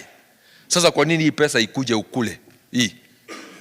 Rudisha hapo, ili wakati utakuja kuretire, you will not be having any problem, you will not be having any job, and you will not be having any energy to work. So the ones that you have been capitalizing on, that is now when the Sacco now comes at hand, inakupeleka hospitali kule unataka kwenda. Inakununulia an oxtail, inakununulia mifupa ya ng'ombe na kondoo na whatever, ya ukunywa supu. Ni Sacco itakuwa inakufanyia hivyo. Lakini iko unakula kile ambaye hata unapaswa kulipwa January next year in advance. Kile sasa wewe na unasemanga you are working. Where do you work? Look at this. I'm telling you that your financial wellness and abundant future is greatly determined by what you're doing today, not tomorrow. So when I'm talking to super savers or the top savers of this great Sacco, then I'm talking about your tomorrow. But mind you, your today is actually the one that is going to inform your tomorrow. So when I tell you to capitalize, you should not even ask me, why should we? You should be asking me, when can we do this? If you are the one who saves the bare minimum, I heard the person who is leading you, I think is your master of ceremony, or maybe he's told you that you need to look at your tomorrow. Because your tomorrow, you know, culture, saving culture, you need to take it very seriously. And if you don't take care of money today, money will not take care of you tomorrow. And if you don't deny yourself, self-sacrifice, ladies and gentlemen, and I say, if my mother did not sacrifice her beauty, I could not be born. When I went to the market, I was looking for a very beautiful girl to marry. And you know, I was old. So I was not guided by rush to kutafuta. So ni tafuta msichana mrembo, yule atanifurahisha. Lakini sasa hiyo msichana ukimwangalia vile ni mchukua, sio hivyo wako. She has sacrificed a lot to produce children for me. Women, why they are blessed by God, not because they are not sinners, but because of the kind of procreation that they have done in this universe. That God only created 2 people. But the universe has got over 5.5 billion people. They are born by women. As our work is to plant seeds. If you want a good tomorrow, you must sacrifice. Freedom is never given. Freedom is earned. And to receive freedom, you must be prepared to sacrifice your comfort. The way your wife will sacrifice her beauty, ananyonywa, analala bila kulala, mtoto akimuriria. Na wengine wanaume wanachukuanga blanketi na anajifunika kichwa kabisa. Ama hata unahama bedroom kwa sababu unaenda kazi the following day. That sacrifice is what makes now yourself to be called father so and so. You couldn't be. So now how do you expect yourself you're going to become better when you are saving the bare minimum? It means that you are actually under coercion. You are under duress. You're not in charge of your life. There are a lot of forms here for variation. I believe they came with them here. If I were you, and you are listening to me, and you are very much mindful about your tomorrow, then your tomorrow will be anchored on your financial discipline today that will inform you to forego and sacrifice something for a better tomorrow. If you are waiting for the government to give you better tomorrow, owe unto you. And you not be the first one. Naitangwa pale Kenya School of Government, naitiwa watu, naambiwa niwafunze jinsi ya kuritaya. Unaangalia mwanaume yako miaka 40 na miaka 58. Unaambiwa mu prepare for retirement. The person is already economically battered. Economically battered. Unajua watoto siku hizi lazima waende university. Hakuna mtoto siku hizi aendangi university. Sio kama wakati wetu. Mimi nilienda shule wakati tulikuwa na university, only 4 public universities. Actually Maseno came later to number 5.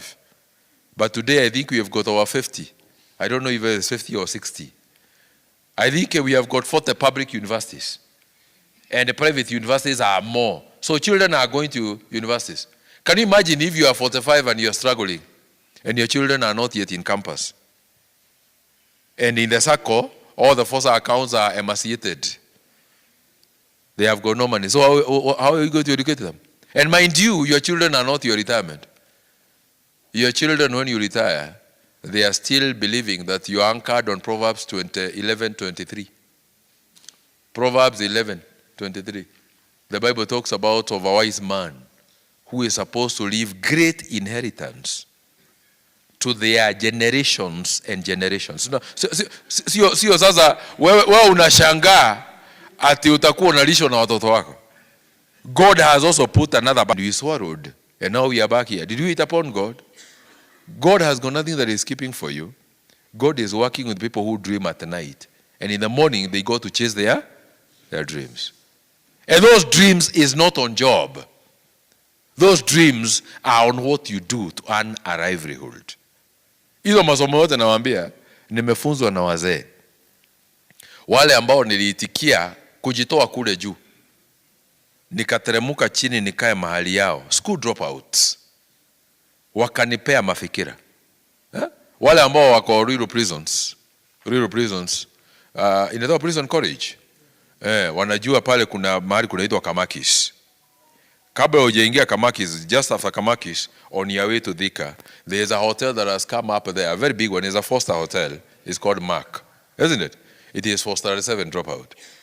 Now if you meet with us 37 dropout because he is there, uangalie ile hoteli ametengeneza hata Radisson Blu mnajua ile kukula juu, whatever, however, how Radisson Blu looks like, and it is not Rocco, is what that 37 guy has done in his hotel there. That man, when I go to him, I cannot tell him I'm a professor, because when you tell him he's your professor and you don't have money, you start wondering masomo ni kazi gani? Tuliambiwa tusome, we eradicate poverty.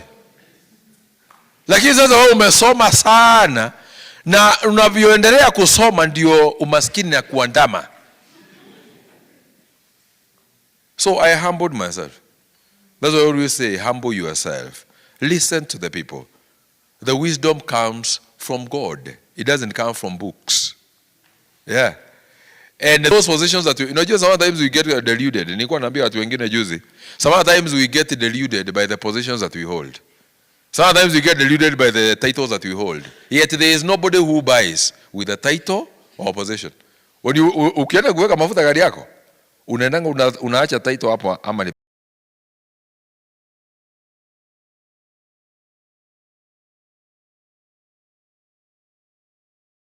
kumi atakuwa amesave pesa ngapi? 1.2 million. And 10 years to come, you'll be 60 years. So sijui kama 1.2 million is anything you can tell anyone.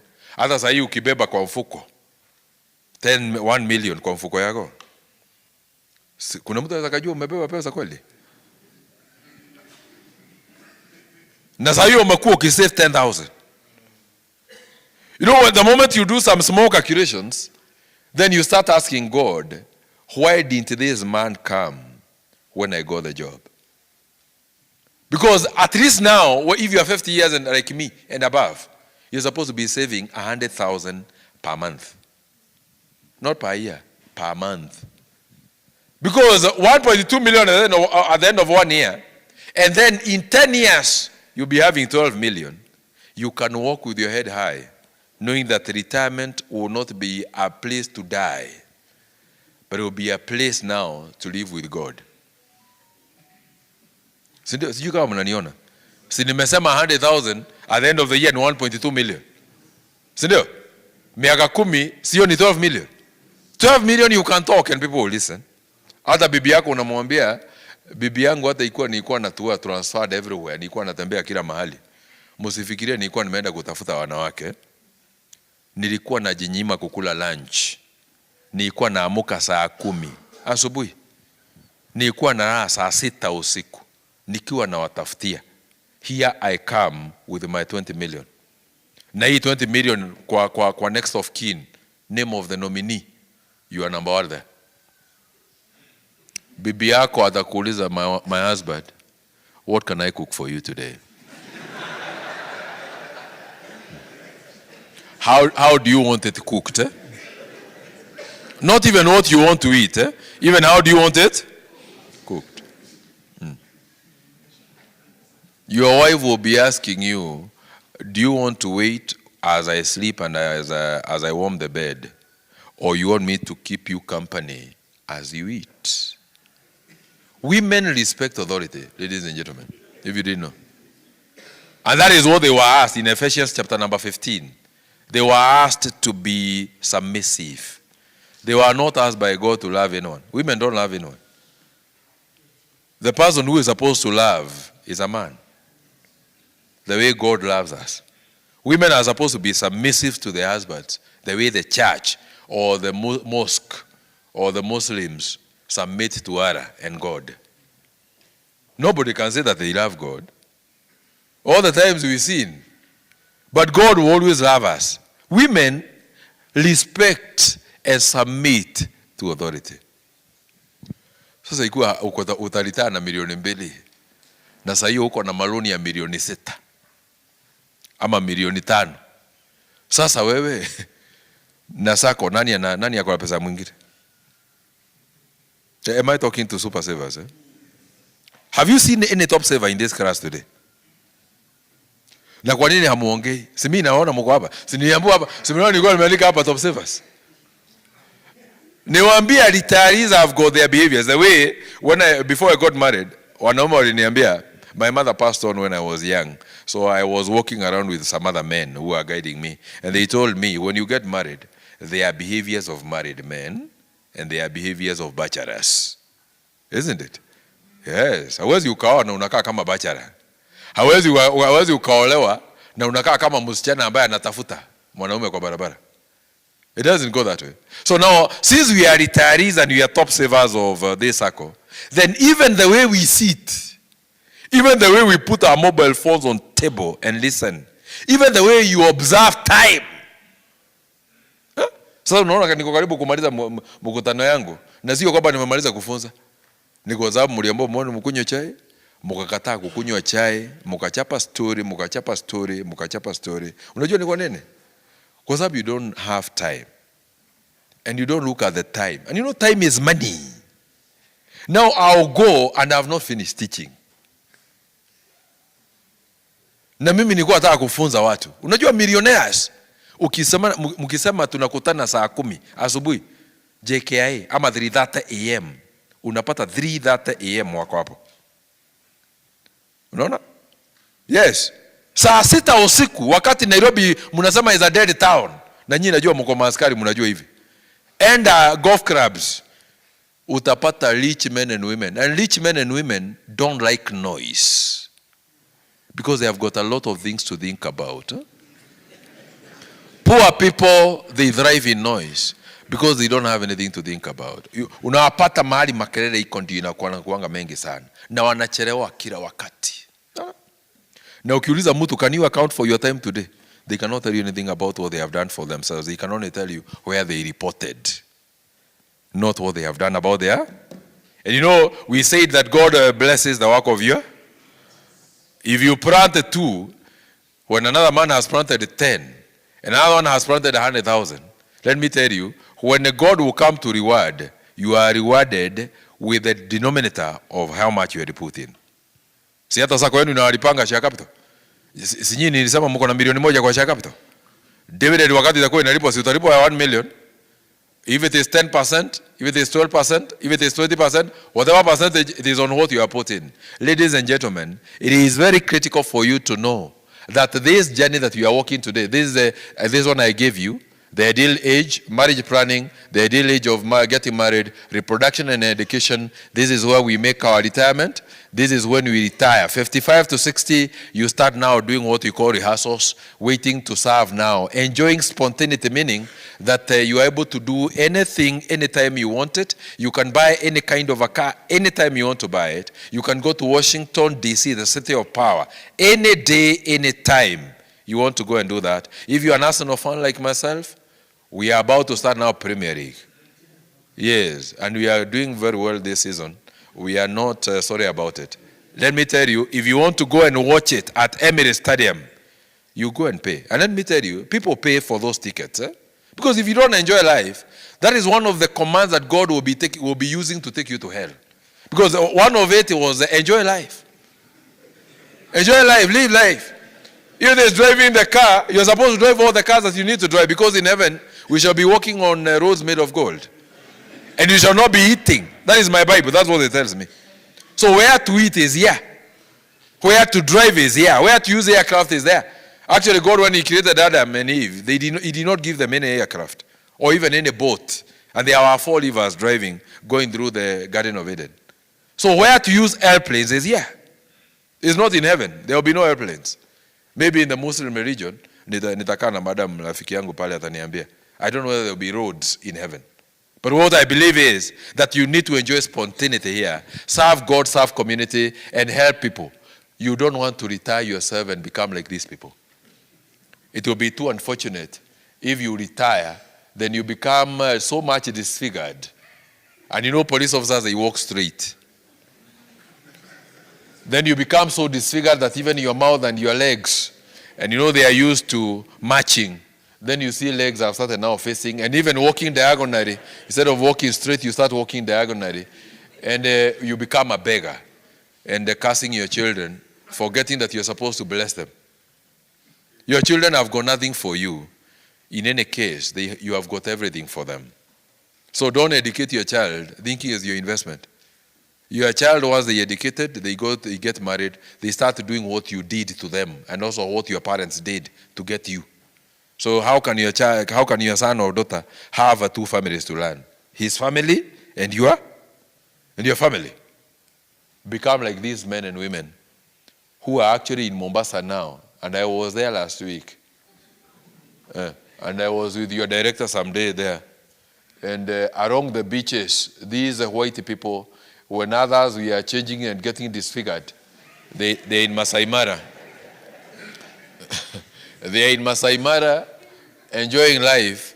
When ourselves in Masai Mara, we only go when there's an event. Not that you can go there. You cannot even take dominion of your country, Kenya. Can you imagine? Kenya, nani yetu. Hauwezi ukaenjoy. Hata Kasarani unaendanga huko wakati kuna functions. Hauwezi ukaenda kuwatch game pale Kasarani. Hauwezi ukapeleka familia yako nje. Even on Sunday for lunch. Mnakulanga nyumbani. When will you enjoy this life? You know? And we are aging. But if you want to know why we are living the way we live, just go to the Magereza. That is where your fruitions are. That's where your parameters are. That's why you can say whether you are preparing you for retirement or not. And I'm telling you that if you choose an easy life today, then your future will be very bumpy. And you might even fast track your death. You might even cauterize your death. And you die earlier when you're supposed to enjoy this life. If you look at this, and this one was said by Vince Schaub, because I know that we have got some ground to cover. Vince Schaub once said that many financial problems people face today started when they were very young at Kenya prisons. And when they were making their first few financial decisions, they started with Karibu loans. Taking on too much debt, not investing early, and failing to plan, having a yearly plan and target, will take decades to recover from. And they even sometimes put their financial security into jeopardy. I don't know, and you know this is not me. This is a Finns shop. Unajua wakati unaanzia safari. Sasa hii umejijua pale huko. You are a top saver. And I'm very happy that I had even the people who are leading the team in the morning. I was seated behind there. I heard them saying that you are so privileged, and we thank board and the CEO to have come up with this kind of a thought to invite us. And I even heard some of them saying that we need to increase the numbers, isn't it? To increase the numbers. And I'm also very happy because maybe you started and I was invited. And your day of salvation was coming today. To know that we are starting, but you also have got another future tomorrow. And that tomorrow, if I'm invited, then I will not come now and start from where I started today. I want to believe that I'll come to start from a very high level where even this number needs to be reduced. Do you know there are some people who don't bring their top savers here where you are? Yes. Do you know even like now those Saccos? And I'm telling you, I have been involved in those journeys. Some of those guys are able to carry some of 30 of their top savers, 30 of their top savers. And they are taken to Brazil for 2 weeks. They are taken to Hong Kong for 2 weeks just to have life. You know, those are the fruits. That's what I was telling you. Enjoying spontaneity. You are able to travel the globe. Na ni Sacco inakupeleka. Hata sio unajipeleka. Sacco inakupeleka. Sasa saa hii Sacco yenu iwezi ikawapeleka huko. Kwa sababu account za force hakuna kitu. Na mnajua. Sijaambiwa na sio. He is there, he can tell you. And I'm talking the truth before God. He has not told me.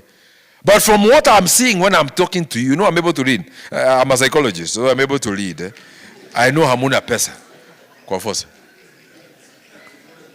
Na hiyo force ambaye hamuna pesa, that is why the Sacco cannot generate enough money even to take you to Pride in Paradise for a week. Murelax huko, muenjoy maisha. At least ujue ulikuwa unafanya kazi. Sasa ukizaa mtoto ubebe maisha yako yote, unanyonyesha na anakaa kwa mgongo wako. Mtoto wako ana miaka 30, ako kwa mgongo wako.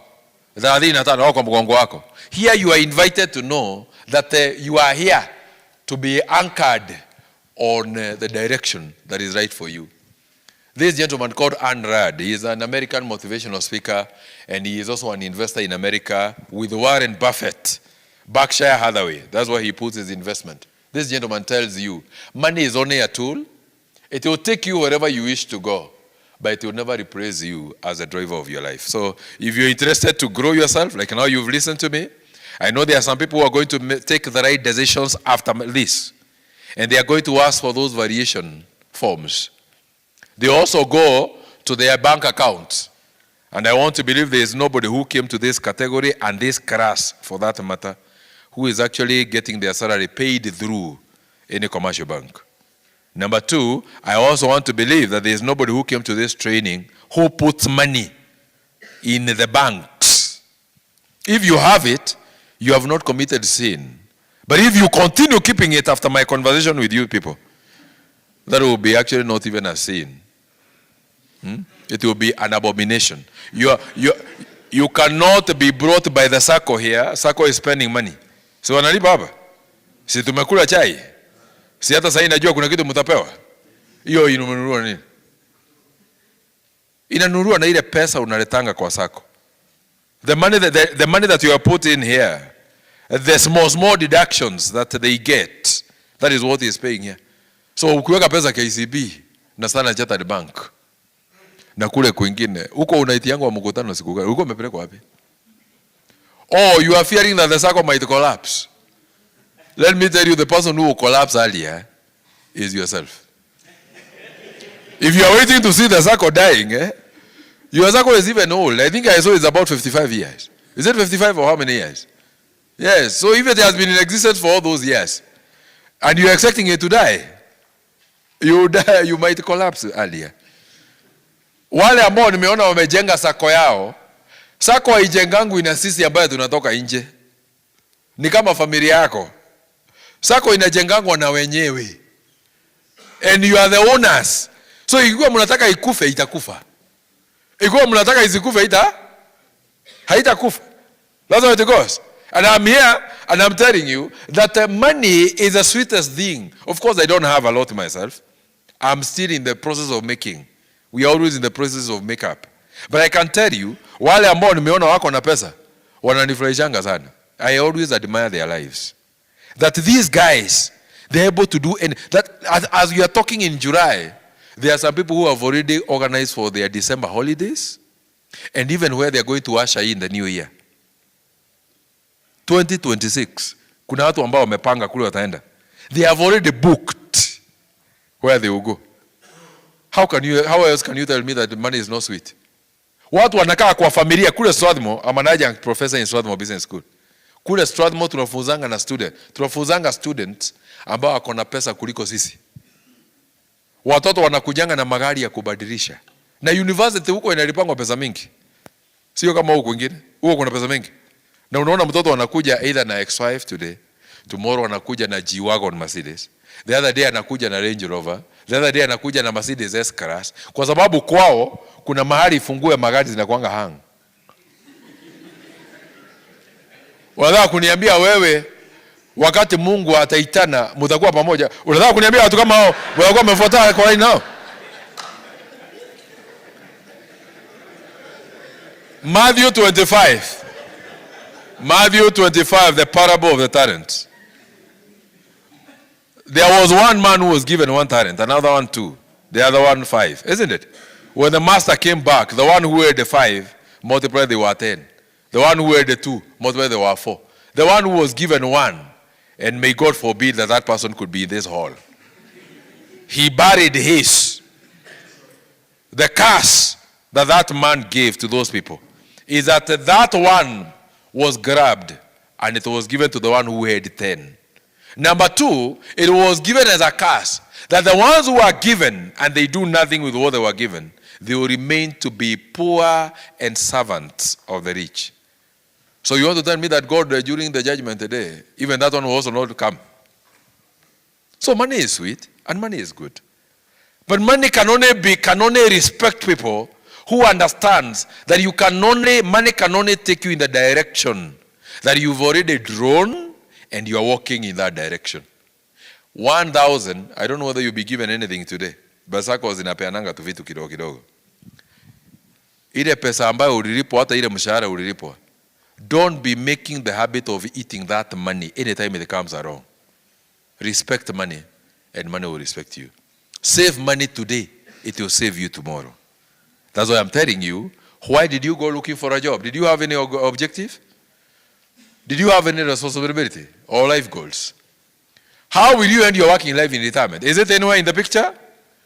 Do you have a life and wealth creation trajectory or strategy within Magereza Sacco? That is how drivers, wakati tunapata matraffic kwa barabara, na drivers wa matatu wanajua ku navigate traffic. Because if you're in charge of your life, then you know how to navigate every direction and every variable of your life. It is actually informed by your proficiency as a driver of your life. The greatest reward in becoming a millionaire, ladies and gentlemen, Jim Rohn again, is not the amount of money that you earn where you're employed. It is the kind of a person that I'm modeling today, that I wish that you can become that person. Money doesn't respect positions and titles, as I told you. It is not about how much salary you earn. People start with 5,000 and they are super millionaires today. People start with 10 million, they are super millions today. Others earn a lot of salary and they are beggars today. They are only left with stories. So money is made because mentally you are configured to become a money minter, a money producer, a money reproducer. God created only two people. Women have helped, men also, we are very good in giving seeds, but you have never seen a man carrying pregnancy. Women carry pregnancies because they were created to do that. A man cannot carry pregnancy, we carry the seed. So if you want to become a producer of money, then you must be made to be so. And by listening and having mentors, walking around with people like us who will challenge you and tell you the truth, not because they have gotten a hate. Si mimi nasema muweke pesa kwa fixed deposit account. Kuna mtu ambaye sasa mimi nachukia mtu namna gani? Na wakati utakuwa unalipwa hata hutaniita. Si mimi ni mapenzi ya Mungu tu imenizidia. Si mimi sio mtu wa Magereza Sacco. Si mimi nimeitwa as a consultant. Si mimi nafunza. Sasa mimi niko na chuki gani? Nikiambia watu watengeneze Sacco yao, Sacco si ni yenu. Nikisema weka pesa kwa share capital, si ni wewe utakuwa unalipa dividend. Na hata tukipatana kwa barabara unasema hii mwanaume sio mtu mzuri sana. Mkiketi mahali naye mmsikize, unaweza kutoka mahali ukiwa umejichukia sana. Lakini sitaki ujichukie, nataka ujipende zaidi and you plan your life. I want you to understand that money is generated and multiplied if you want to become a wealthy man. Who is a wealthy man? A wealthy man is someone whose money work for them, they don't work for money. Hiyo sijui kama imeingia. So a wealthy man or a wealthy woman, because the women who are here might think that I'm forgetting them. I respect them very much because they are the ones who are sustaining the society. I was talking to your husbands and your dads because when their society has got no men, there is no society. There is no progress. Because men are the ones who carries the blessings for their families, and they are the ones who informs the growth in the society. So women, I respect them, and I know they have got more money. That's why they came here. Kwa Sacco za walimu, wanawake wako na pesa kuliko wanaume. Niko na Sacco za mambogas. Niko na mambogas ambao wamepatronize Saccos, and they save 3,000 per day. Kila mama 3,000. Na mama hawezi akaenda nyumbani bila kuweka 3,000 per day. You can imagine mwanamke kama huyo, unakimbia pale na gari, unamwambia kuchongea viazi, anakuja akiwa amekimbia. Between yourself and him and her, she is so much in charge of her life. Because that mama has put a target, 3,000 per day. So at the bare minimum, she is able to post 75,000 every end of the month. 75,000. Now what I was telling you, you're supposed to be saving 100,000 per day. Mambokas are able to do that. So now when I talk to us, I'm not giving you any theoretical class. There is no exam. If I'm teaching university students, then they could be expecting a term paper and I'll mark for them. You guys, there is nothing I'm going to mark for you. Your marking scheme or your marking script is in your FOSA account. FOSA account. If you want to hold your life, that's what I'm telling you. What causes the gap between the rich and the poor to continuously widely? Why is it that our current president, the daughter, is actually doing beekeeping and honey harvesting? Why is his son doing some matatu business in this town? Why is Uhuru Kenyatta has 2 children, 2 sons? The only 2 sons that he has and 1 daughter. Why are they doing farming in his own farms? And you know better than I even do. That they are very busy producing the horticulture vegetables that we consume here and for export markets. Why are they not working in the SCBA, their bank? Why is it that our current president has not looked for a job for Shireen? Amtafutie kazi huko World Bank. Akakaa huko Matiang'i ametoka. Kwa nini? Why is it that the poor, why is he producing over 280,000 eggs per day and hatching about 5,000 chicks every day when a poor person is producing, only eating eggs that are bought, vegetables that are bought, milk that is bought, unga that is bought? A poor man. Let me tell you, there is psychology of money that you need to understand. And that psychology, if you don't understand it, then you are going to abuse your life all your life. Rich men don't look for jobs. Rich men multiply what they have. Poor people look for jobs when they are eating what they have, including what they don't have. Because a poor man will even borrow money to eat. A poor man will borrow money to take their children to school. A poor man will borrow money to buy a TV. A poor man will borrow money from the Sacco in the Jijenge account, aende akanunue sofa set. Na kwanza anunue recliner ili akumuinua miguu. When the rich men and women do not sell a cow, they will sell the milk because the cow remains there to produce tomorrow. A rich man will sell vegetables. Go to Naivas, go to Wikimat. Ukienda bahari kuna green vegetables, they are not produced by the poor people. They are for the rich men. That's how they go. A poor man will go there after this meeting as they buy vegetables to go and cook. A poor man eats. A poor man doesn't generate. So there is psychology of money generation. The sooner you know that, the better you become. Sijui kama inatoka vizuri. Kuna mtu ambaye anasikia kama anaweza kapeana maisha yake kwa Mungu. Ampeleke hapo mbele, amfunulie. Why are the semi-skilled? Why are the semi-skilled, the school dropouts more rich than the educated, the elite, and the people like us now? Well, hii maswali naulizia hapa. Unajua hizi vitu, hizi sio za vitabu. Hakuna mahali nimetoa hizi material. I'm just trying to challenge with the knowledge that I've been able to acquire over time, over 18 years. Reading a lot of books that I read and drawing some insights that are helping me to ask you fundamental questions that will even make you now start asking, how comes mtu kama huyo ni mtu wa 37 na ako na hoteli kubwa kama hiyo? Kwa nini Jenga Karume alikuwa class 3 na mnakumbuka wakati alikuwa anakufa alikuwa na hoteli ngapi? Jenga Karume was one of the richest billionaires that we had in Kenya. After 3 dropouts. How comes wanakuanga matajiri kuliko sisi ambao tuko na maofisi kubwa, makazi, tunaelewa kizungu, atinakuja hapa kuongea. Kuna kwingine anataka kuongea kizungu naambua, "Wait, can you cool down? Eh? We don't understand that language. Talk to the language we can understand." Mother tongue. In Githunguri and Dairy Community Sacco, which is my Sacco in Githunguri. Unipata kule nikifunza, mimi nafunzanga huko. Nimefunza wakulima sana kule. Huko ndio mother tongue. Those guys are very rich. They produce 1,000 liters per day. 1,000 liters per day of milk. Na mtu wako kwake ina 50 by 100 plot. 50 by 100. Na mtu akupea 1,000 liters. Mtu mwingine ndiye ananunuanga hiyo maziwa na pesa amekopa na ana save the bare minimum. The bare minimum. And to make the matters worse, he's a top saver in Magereza. Ako KCD. The bare minimum. Wakati tarumbeta itapigwa, those are the people who will be in the front line, because the likeness of God is actually very visible and felt. Not the image. The image, you all look like God. What differentiates people is the likeness. And the likeness is more character, is a culture. Someone's culture. What do you do with your day when you wake up in the morning?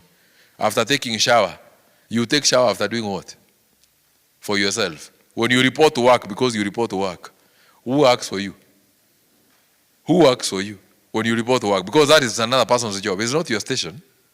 That's another person's. And I'm sorry if I'm hurting anyone. But the truth is that that office can work without you. Yeah. Mi ni mtu wa Presbyterian Church. Na mareverend wetu wanatuambianga, ako kwa pulpit ya kuhubiri, anatuambianga nikianguka hapa saa hii kwa hii pulpit, even before my burial is done or arrangement starts, another replacement is brought. Kwa sababu lazima kanisa iendelee. Huyo ambaye atakuja sasa kushikilia hiyo pulpit ndiye ataorganize mazishi yangu. That's how it goes. So even yourself where you work, that is another person's station. And they can work with or without you. The question is, as I put a comma now because I know it is past 1. It's almost 1:30. The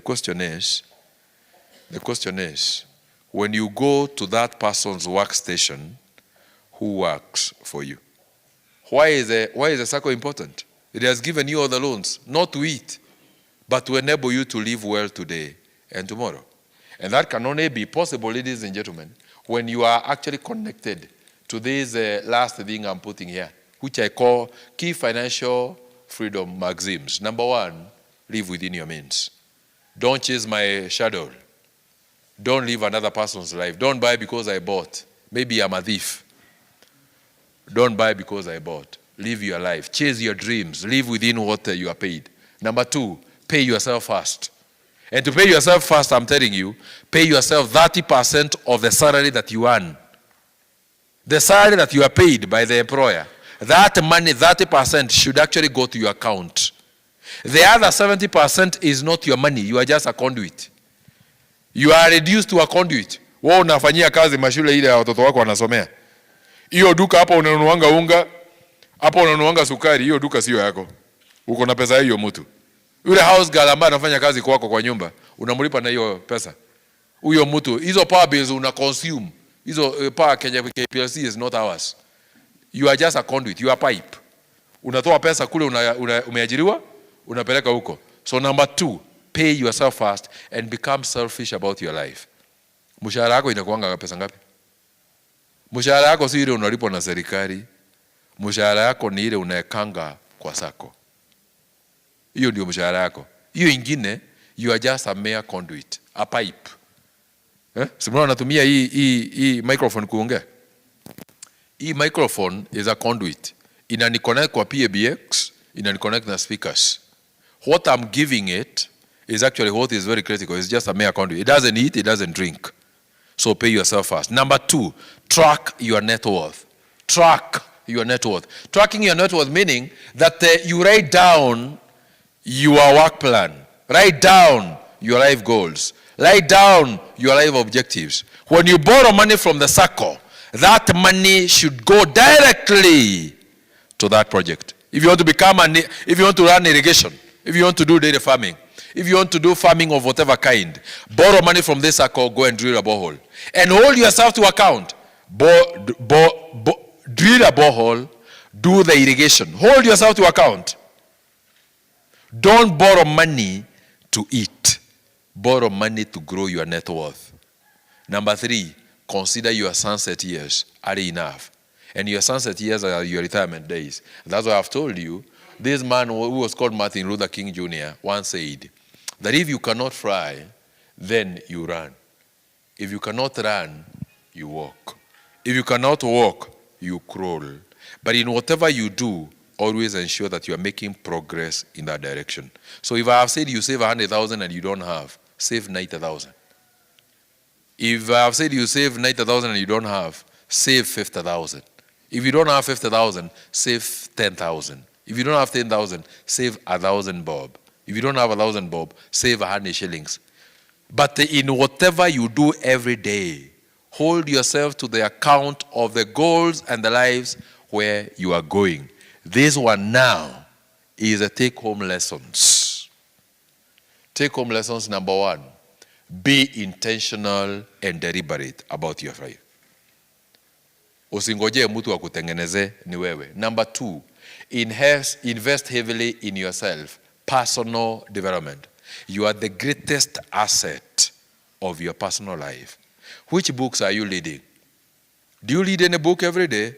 What materials do you read? What programs in the TV do you watch? What programs or what videos do you watch on YouTube? Because some of us have been relegated to become the world creator of the TikTokers and these guys who are calling themselves, content creators. They keep us busy from morning. Unapata mtu anacha. Nani askari? Askari amekaa na bunduki ameweka kwa mguu katikati. Ako life. Bunduki ni ya serikali. Yeye mwenyewe amefanyia kazi serikali. Amebebwa maisha yake yote na mtikitoka. So kazi yake ni kucheka pale. Anacheka. Siku inaisha. He has not gotten any better. He has only become poorer and worse.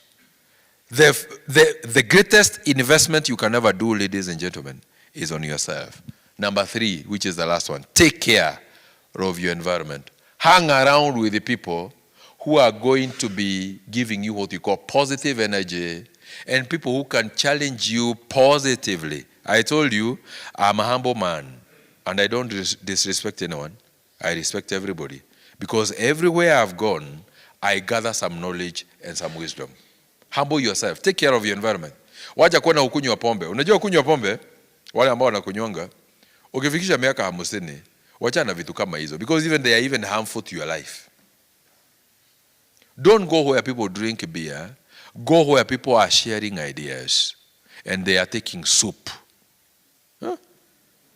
But if you are to take any beer or any alcohol, kunywa zile vitu mzuri. Unajua kuna vitu zile mzuri. Sio hizi za EABL. If you cannot afford the one that goes for 50,000 and above, wacha na hiyo kitu. Ingine is not anything that you can take. Ikiwa ni hizi zingine za EABL, wacha nazo kabisa. Nunua chakula ya kuku, nunua chakula ya nguruwe, nunua mbolea, peleka shambani. As a man, prepare yourself for your retirement when you are healthy. Now, these are actually the behaviors now that I live with you today. Your net worth is actually what? Your net worth today in the Sacco. Ikiwa wewe mtu yako ni wa milioni 2 kwa Sacco. Ikiwa wewe ni wa milioni 1. Ikiwa ni wa milioni 3. That is actually indicated by your financial habits. Number 2, your knowledge that you are having now. Ile ambayo nimekuambia personally develop yourself. Ile mambo ulikuwa unajua ya pesa na vile pesa zinageneratiwa is actually the measured by your running habits. The last point, your character is a lagging measure of your cleaning habit. Unajua kuna watu ambao wako very disorganized. Unaenda bedroom ya mtu iko disorganized. Bedroom can only be disorganized if the people who are inside there are disorganized. Sindio? Yes. So the lagging measure is actually saying that your habits informs your goal. And I tell people as I now pen down that you're not going to rise to the level of your dreams, but you're going to fall to the level of your habits. Sika umesikia hiyo? You cannot jump to your dreams. Ati unataka kuendesha gari kubwa sana. Utaendesha ile gari inatoshana na tabia zako. So ukitaka kubadilisha gari, wachana na gari. Ukitaka kuweka pesa kwa Sacco pale kwa Forza account, wachana na hiyo pesa. Wewe sema utafanya 100,000 per month, but work on your habits. And your habits are the ones that now are aligned with Habakkuk chapter 2 verse 2. Write your vision in bold letters that even when Kipchoge is running marathon, he can be able to lead it. Write down your life. Write your structure. Hold yourself to account. Don't laze your leg to bed at night without asking yourself, what was I doing about myself? Sijui kama tumeongea. Mumepata kitu? Mutaongeza pesa kwa Sacco? No, hiyo nataka kusikia vizuri. Mutaongeza pesa kwa Sacco? I know askari hainuangi mkono. Lakini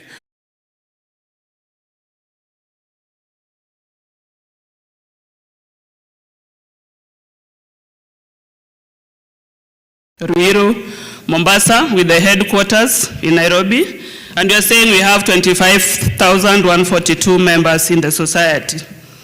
So the Sacco is licensed by SASRA, that's Sacco Society Regulatory Authority, as a deposit-taking institution. So this means that if you're operating FOSA that accepts deposits from members, that's why we call it a deposit-taking institution. The next one. So we talk about governance of the Sacco. The annual delegates meeting serves as the supreme governing authority, where members exercise their rights as are outlined in the bylaws, including election of the board members and the supervisory. So what are the role of the board members and the supervisory? So we are saying board members ensure the Sacco's prosperity by overseeing its operations in alignment with the stakeholders' interest. While on the other side, the supervisory committee maintains effective control of the Sacco system to ensure that operations run smoothly. So we have a look at the financial performance of the Sacco.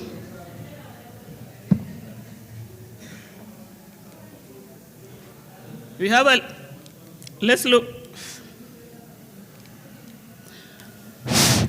look at the financial performance of the Sacco. So we are saying over the years, the Sacco has made significant progress in various areas, reflecting our commitment to provide better financial services to our members. And a few highlights are when you look at the loan portfolio of the Sacco. So the portfolio continues to grow, and we have implemented various strategies to minimize loan defaults and improve our recovery rates.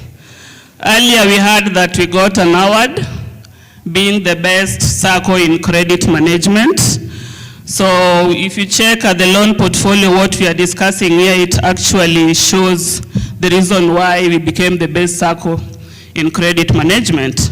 So some of the strategies that we employ as a Sacco are thorough loan evaluation, continuous monitoring through loan reconciliations, recovery of defaulted loans, this is through the deposits, and also attaching the guarantors.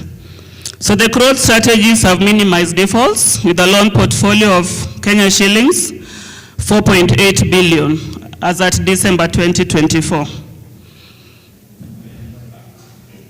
So we check at the revenue. So the Sacco reported a net income of 215 million with a total asset of 8.2 billion and total deposit of 5.7 billion as at December 2024. So if you check there, we have the loan portfolio for the 4 years that we've compared. Then you also have share capital. You can see growth from 2021. 2021 loan portfolio was at 3.4. 2022 we were at 3.7. 2023 4.5. You can see the growth as the years go by. As at 2024 we were at 4.8. So if you look at the share capital, 2021 we had 440 million. Then 2022 we have 650 million with 743 in the year 2023 and 812 million in the year 2024. So we also have the withdrawals in terms of amounts, the number of members who left the Sacco at each and every period. So if you look at the 2022, we lost 221 million, 552, 711 to the members who withdrew from the Sacco. This was through both normal retirement and even deceased. Then it went down in the year 2023. It stood at 191 million, 304,59. Then I went up again in the year 2024, that's last year, that we lost 249, 365, 297 in terms of withdrawal from the Sacco. So our net surplus for the year 2021, if you can check for the 4 years, I hope this is visible for everyone. Are we able to see here? Yes, so our net surplus in the year 2021 was 23 million, 321,049.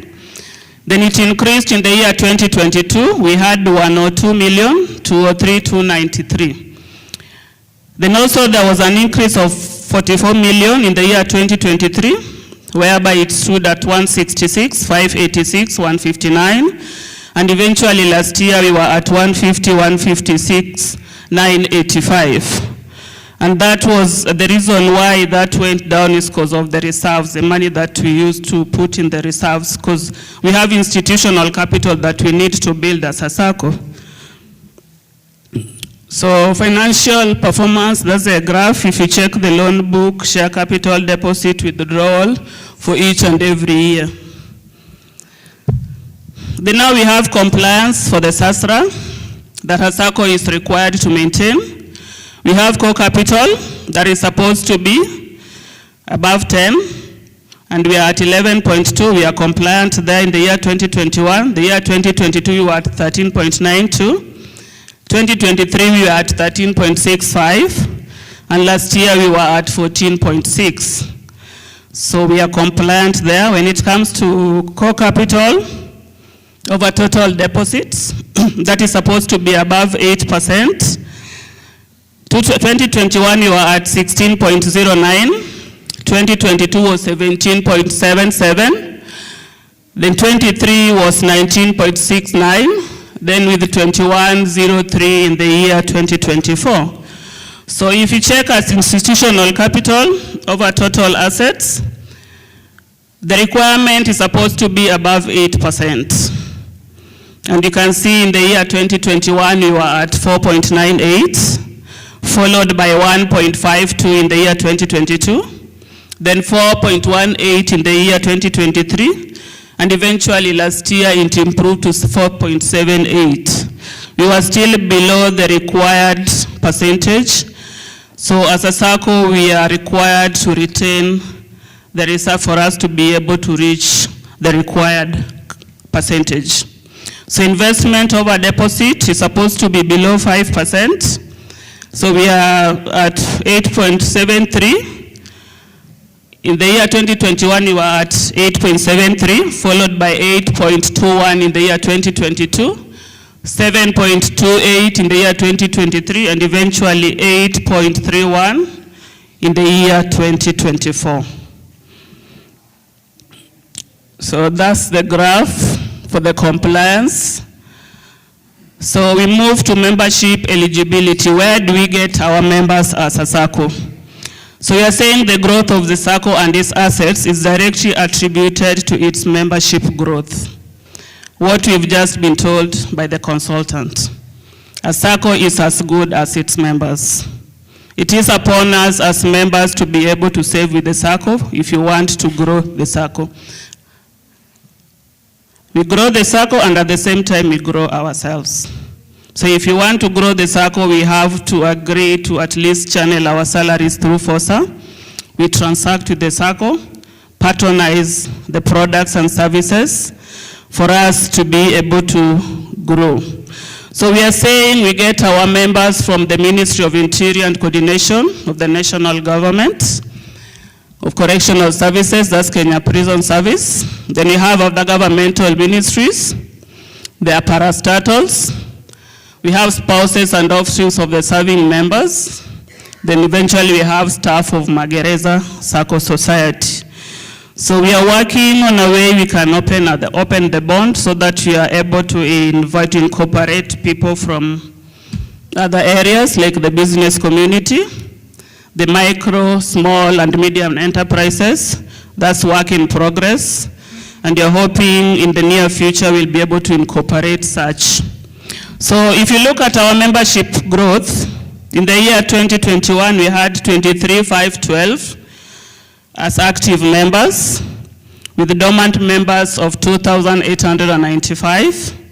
And those who are channeling salary through FOSA were 5,867. So you see there's a large number of members who are not channeling the salary through FOSA. And if you want to grow, those are areas that you need to look at. So in 2022, our active members were 22,691, with dormant members at 3,699.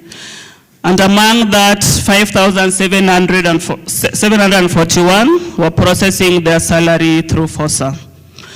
So this number has been growing slowly. In the 2023, if you can check, the active members were 22,225, and dormant members of 3,784. And among that, only 5,895 were processing salary through FOSA.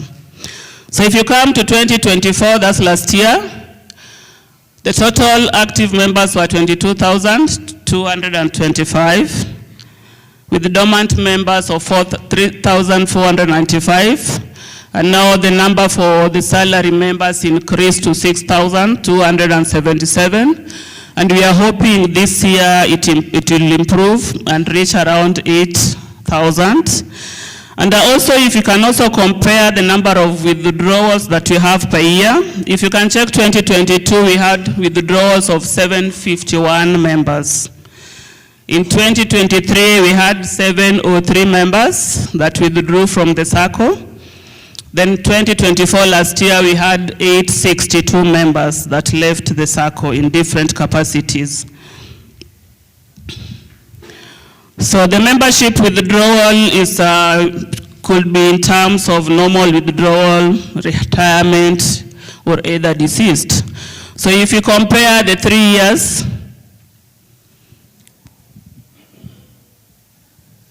thank you.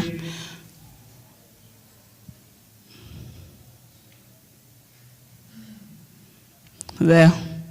So if you look at 2022, the normal withdrawal were 531. We had retirement of 158, those who retired during that period. Then 64 were through deceased. That brings a total of 751 withdrawals. Then in 2023, we had normal withdrawals of 469 and 177 due to retirement. Then 57 due to deceased. That brings a total of 703. So last year in 2024, we had normal withdrawals of 609 compared with the retirement of 197 and deceased 56. So the number went up with almost 159. So I think there's something that we need to do, and that's the reason why we are here today, just to have a conversation and see how we can help ourselves and help the Sacco to retain members in the society. I believe most of us here are senior officers in the prison, and where you serve in your capacity, you're able to help the Sacco to retain the members.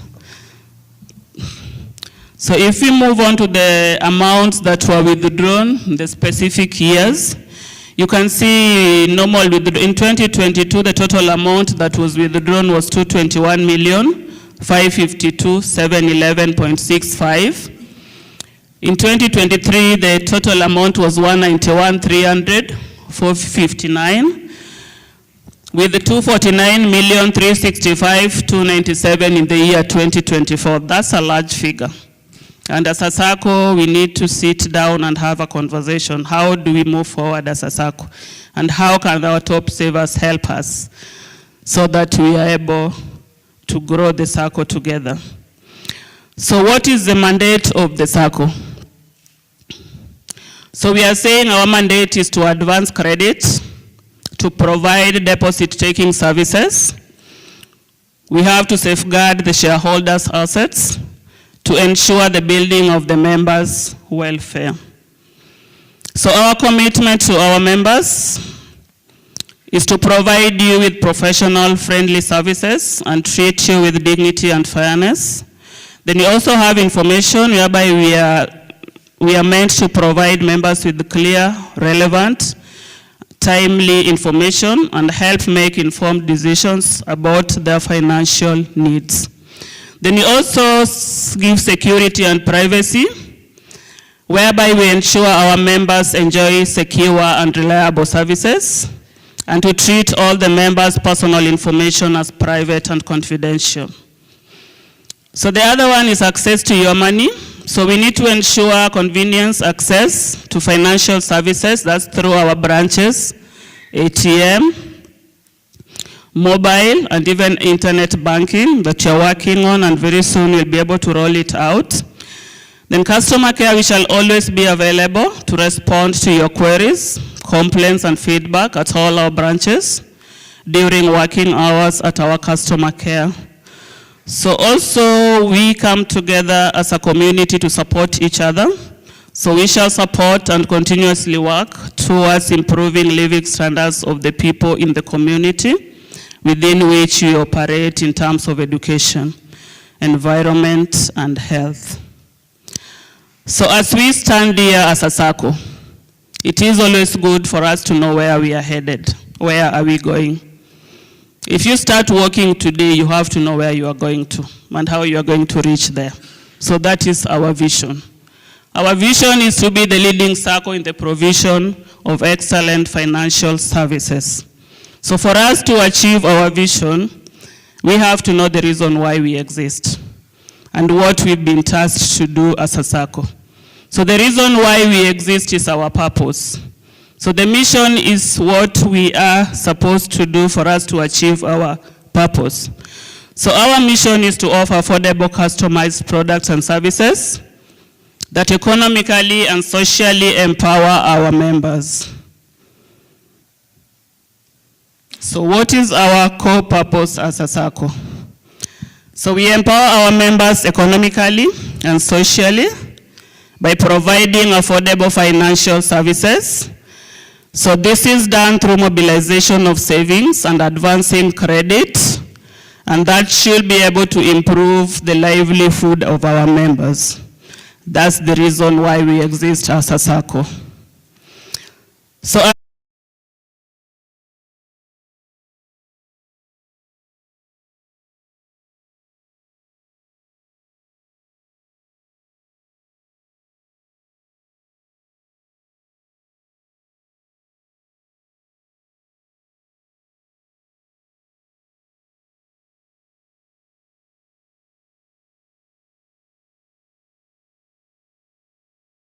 for any organization to remain relevant and competitive. So by increasing deposit contribution and share capital, whether through boosting or above minimum monthly payment, the Sacco is well positioned to increase its asset base. And this growth improves its ability to serve members' diverse financial needs and ensures long-term sustainability. In conclusion, our journey as a Sacco of transformation highlights the strength of collective effort and resource pooling. By utilizing the skills and contributions of the members, particularly high-value members, that one is our top savers, the Sacco can continue to succeed and empower its community. So we have a call to action. Pamoja tuwastawi. Together we prosper. So we are saying we need to increase our deposits through boosting or increasing the contribution. Another one is to utilize our services. We are requesting you to be able to patronize Sacco's products and services for us to be able to improve our revenue. And the other one is collective growth. Together we can achieve greater sustainability. So in parting shot, join us in contributing to the ongoing success of Magereza Sacco. Together, we can achieve greater sustainability and empowerment. Thank you so much, top savers. Thank you for listening to me, and God bless you.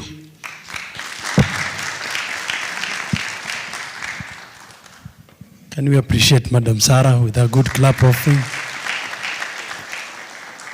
Asante sana Sarah kwa hiyo overview of the society. There are a lot of things mtazipata pia kwa hiyo brochure concerning the Sacco. At that juncture, before we get reactions kutoka kwetu, I don't know, CEO, who is taking us through the products the Sacco in a short while. Tuko na hii brochure ziko pale, but sometimes when you read you cannot understand vizuri. Ni vizuri aje to explainie hizo products kwa ufupi, so that as you go you can also explain to somebody, tuko na hii product kwa society, tuko na this and this and this, na member anaweza chagua ile anaweza akapata. Wengi hamjui tuko na loan up to 72 months ambayo tunapeana kwa hii society. So ukitaka kuwa na long term project ambayo inataka pesa mingi, you go for that product.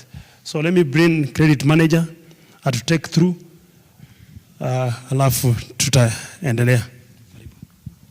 Thank you very much. Good afternoon. My name is Lynn. I'm in charge of credit.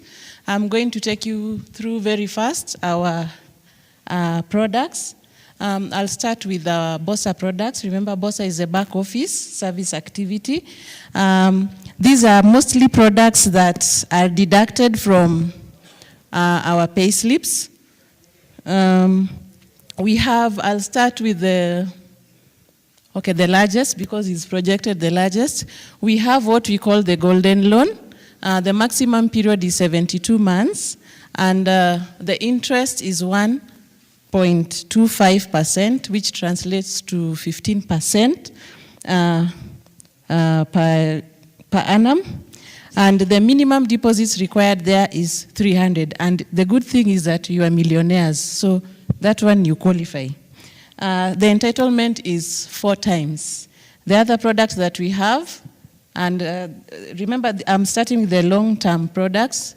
The other product that we have is the super loan. Super loan, the maximum period is 5 years, and the interest is 1.25%, that is per month. Per year, that's 15%. Repayment period, I've already mentioned, that is 5 years. The minimum deposit required there is 300,000, and the entitlement is 4 times. The other product is Super Saver Loan. This one is, the interest is different. It's 1% on reducing balance. And the 3 loans that I've mentioned, the Golden, Super Loan, and Super Saver, the minimum deposits are 300. And those are our long-term loans. When you go to our short-term loans, we have what we call normal loans. These ones are, the maximum period is 3 years. And this one is on 1% reducing balance. And the entitlement there is 3 times your members' deposit. The other products that we have that are processed very fast, within 24 hours, are emergency loans. When we say emergency loans, most of our forms, there are some, we call them branch loans, but their original name is emergency loans. Maximum period there is 12 months. And if you take anything below 50,000, you can only take with a maximum period of 12 months. And if you take anything above 50,000, the maximum period is 18 months.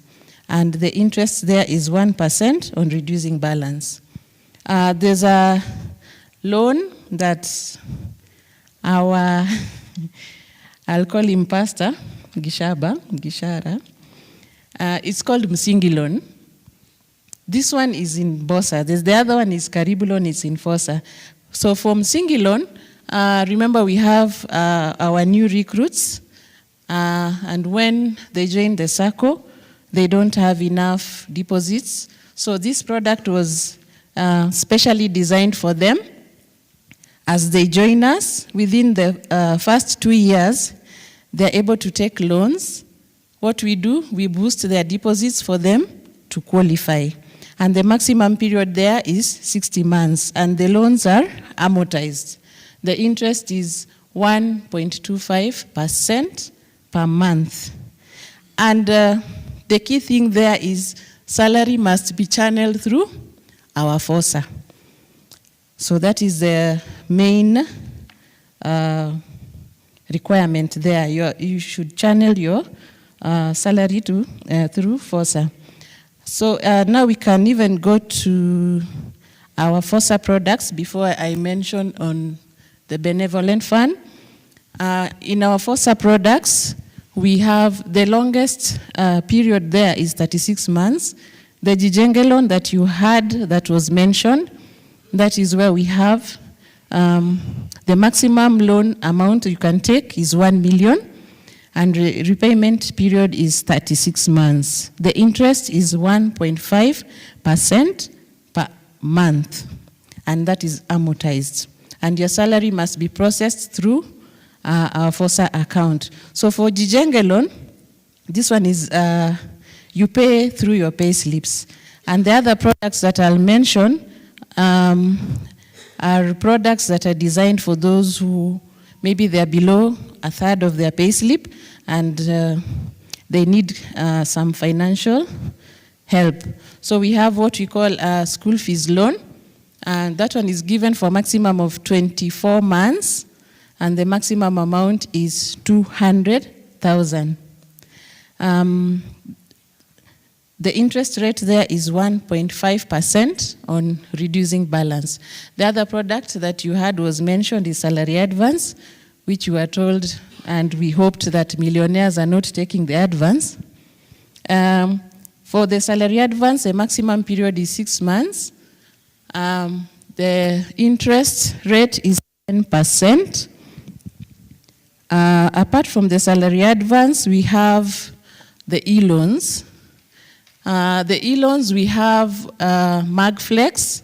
Maximum period is 6 months, and the interest is 10%.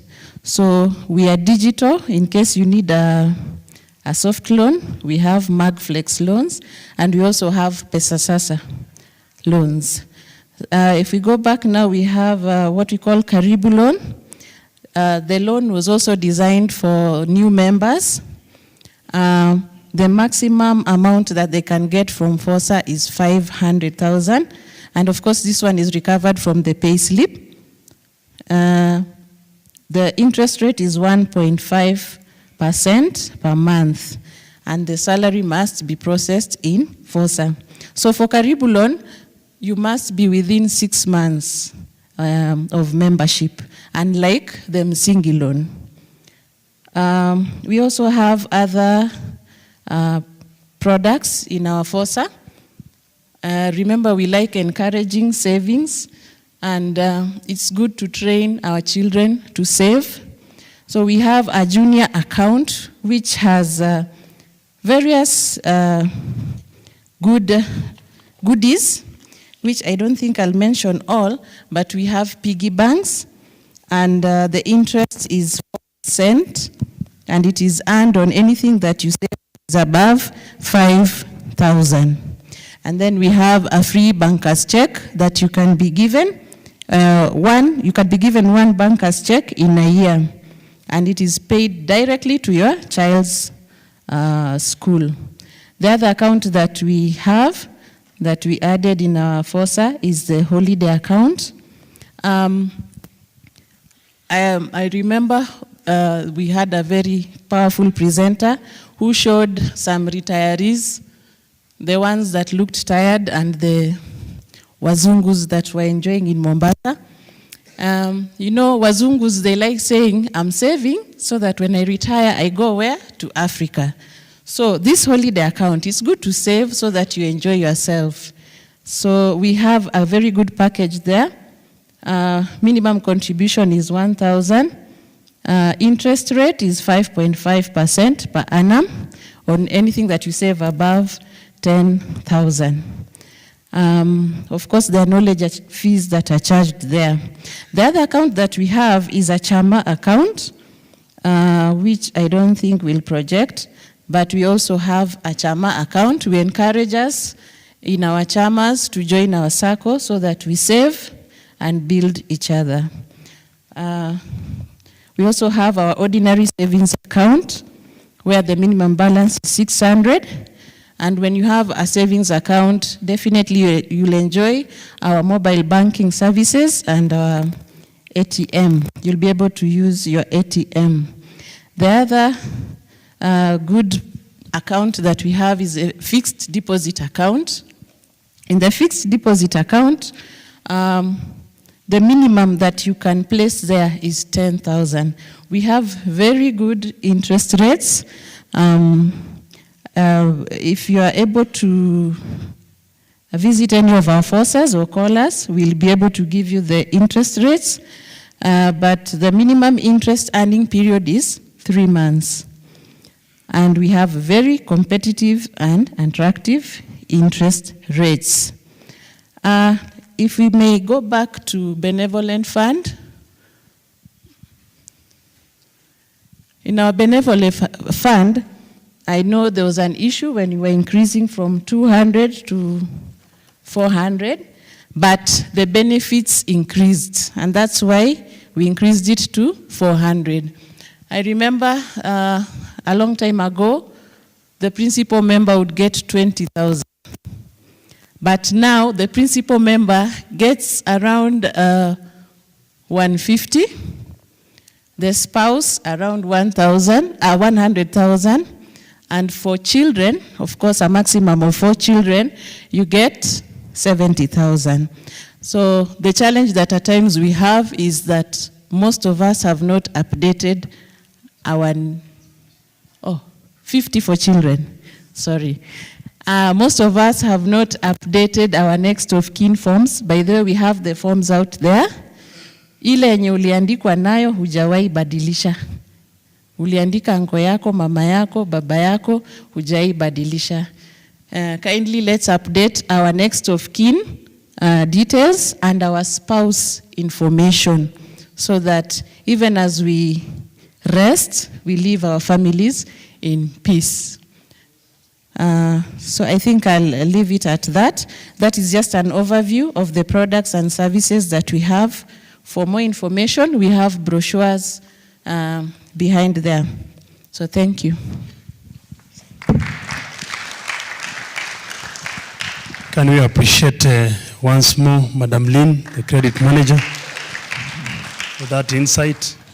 So you can still revisit the brochure and learn more about our products. For queries, you can also make calls to those numbers and you can be assisted. At that juncture, I want to request the CEO and the board members to come here so that we can get reactions from us. All of us, we are free to ask any question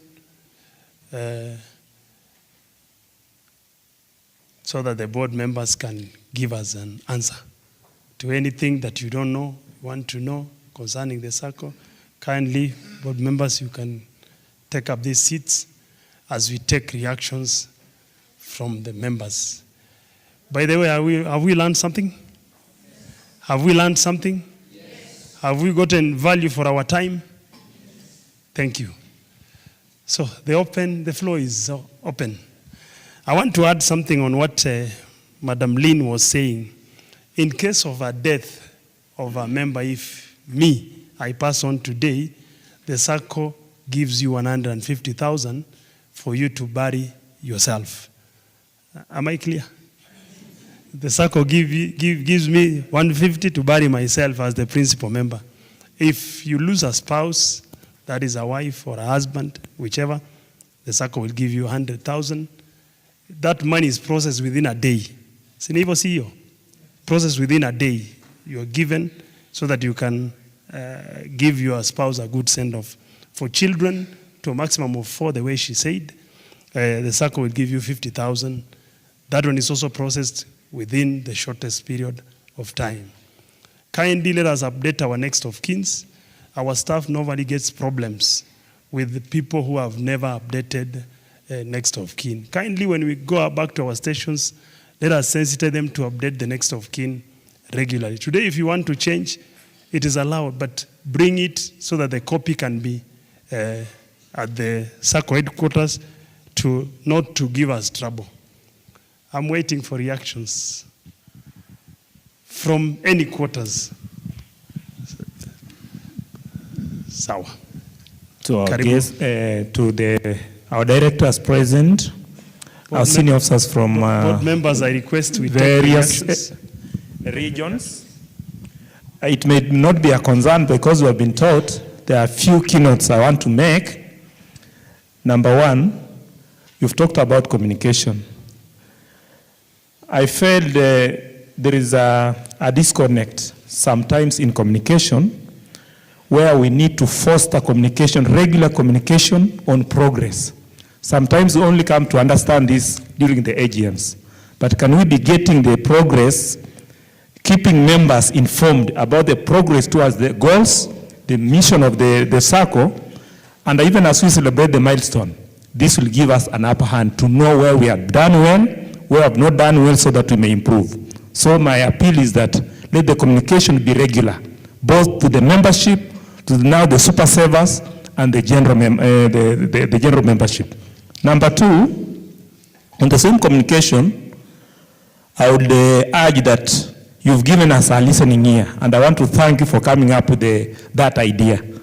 But I also believe that this information can flow if we are open and honest in the leadership. Sometimes information will come, but before it has reached the destination, it may be media publicity. Can we get a clear communication from this center so that we cannot take the information we get as comes sometimes? This information, when it comes through the wrong channels, it distorts the growth of the Sacco. Unakuta mtu anaamuka anasema kumekuwa hii na hii, but it's not official. So tukiwa na official communication, itatusaidia. Jambo lingine ambalo ninapenda kusema ni kwamba let us create an environment where we work as a team. Thank you. And more especially, there are just a few, I'm finishing. I want you to be precise and to the point. On this, creating an environment, now we are calm. But calm during campaigns, things do not work well. Utapata sisi ni chama moja, watu wamegawanyika. Wacha malengo yetu ya dumu na yasimame hivyo hivyo. Na ya mwisho, kuna proposal nilikuwa nasema. Tumekuja tumeambiwa, sisi kama Spaseva, kuna wazo ambalo tunastahili kila advance. Lakini wazo hili kama tunaweza kulikubali, kuna ile inaitwa shares, ambayo kila mmoja anatakana awe na 30. I was imagining kama hii 30, wakati nakuja dividend, to translate the 30,000, 10% of it, tuweze kuretain kama liquidity.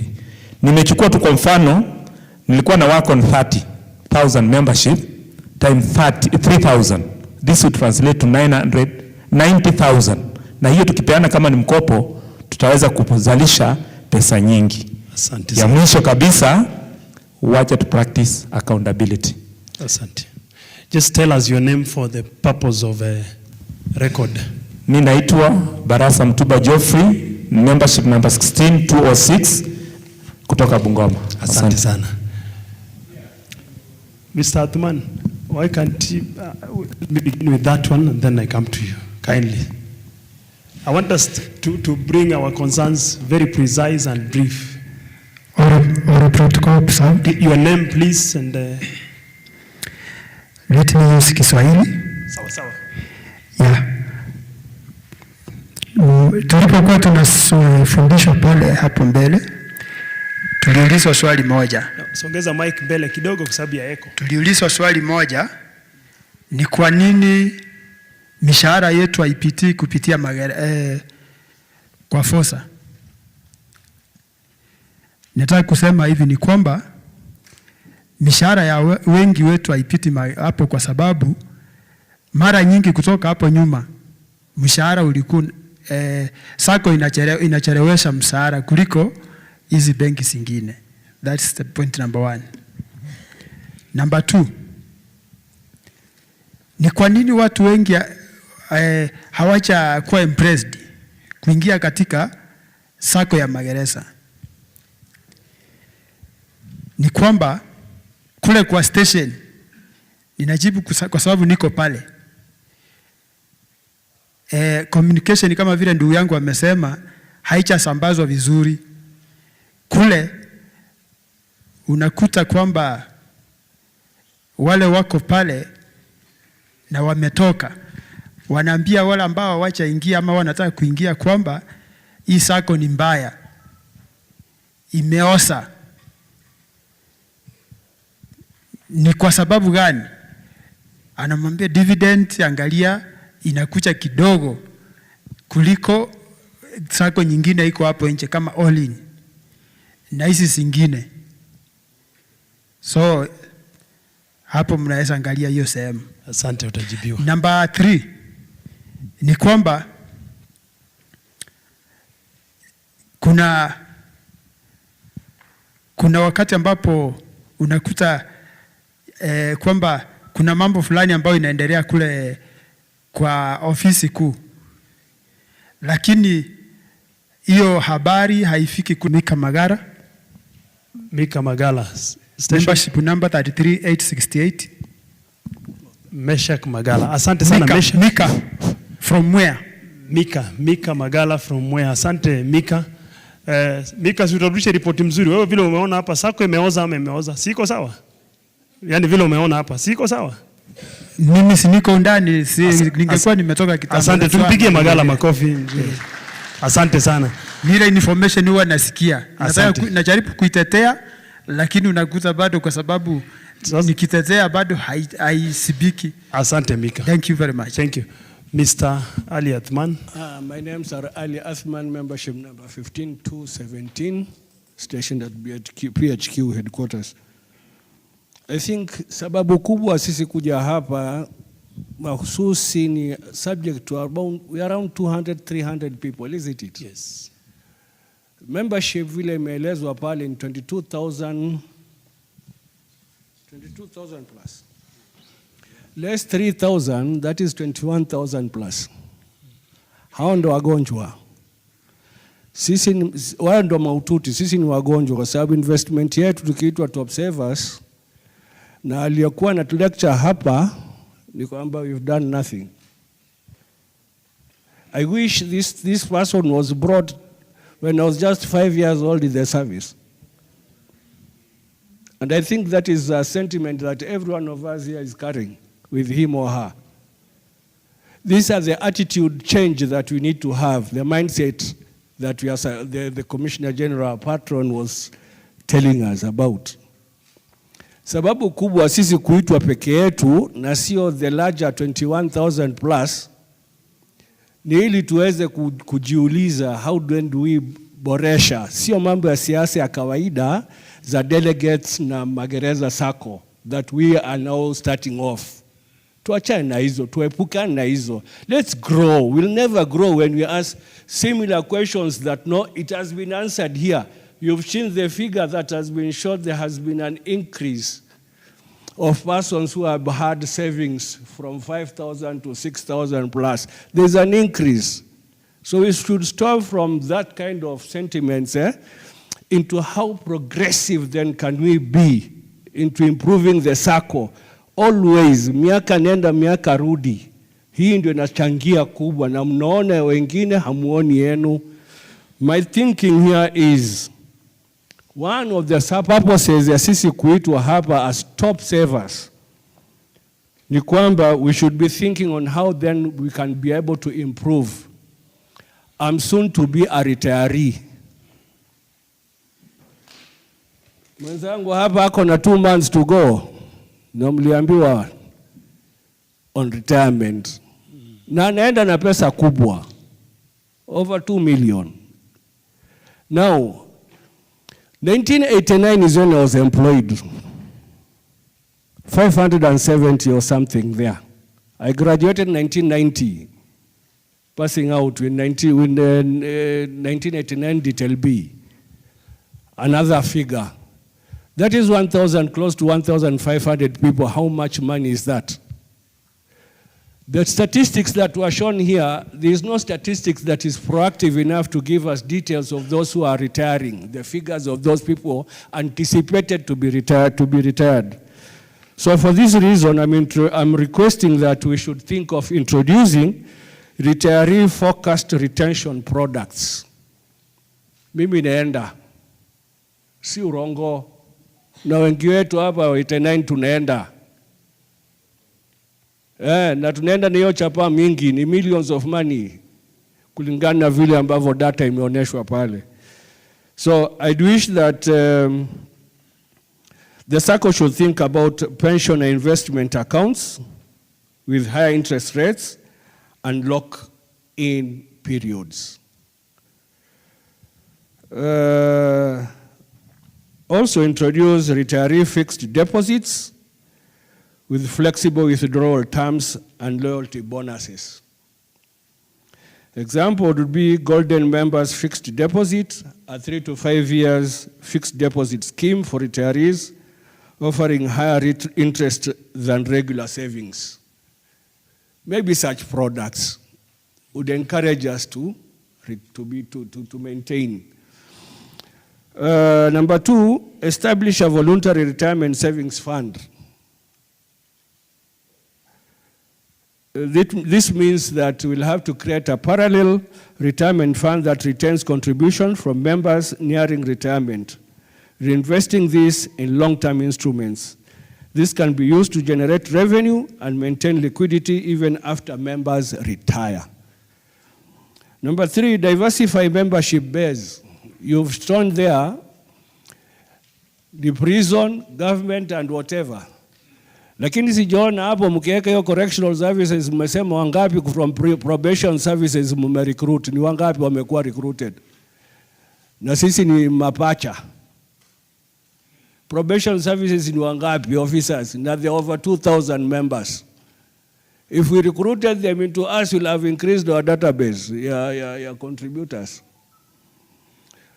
Those retired officers from security companies, from police, from wherever, why don't we also do a recruitment drive that is so active to encourage them to come in on board? We should also encourage continuous saving post-retirement. You allow retirees to remain as associate members or retiree members, giving them limited rights, e.g. saving and borrowing without voting powers. But incentivize continued participation. Tabu ya jela ni hiyo culture tuko naye. Nikienda retirement ndo prison imeisha na mimi. Mkiona ule alikuwa director reforms anakuomba shilingi 10 mpe, nowadays anatembea na slipper. Hiyo ndo culture yetu. So let's move from it and encourage retirees. Kama mimi very soon I'm going, niwe retained kwa department, I mean kwa Sacco. I be proud of it.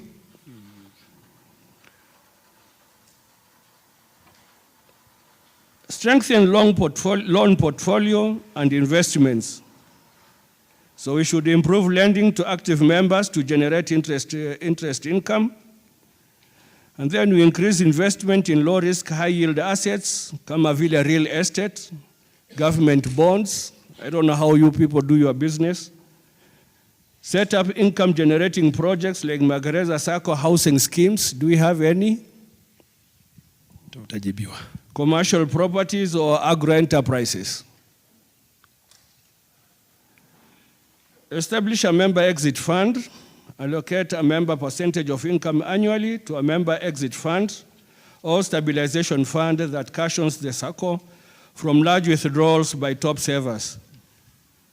It act kama internal liquidity reserve. Implement retirement transition programs.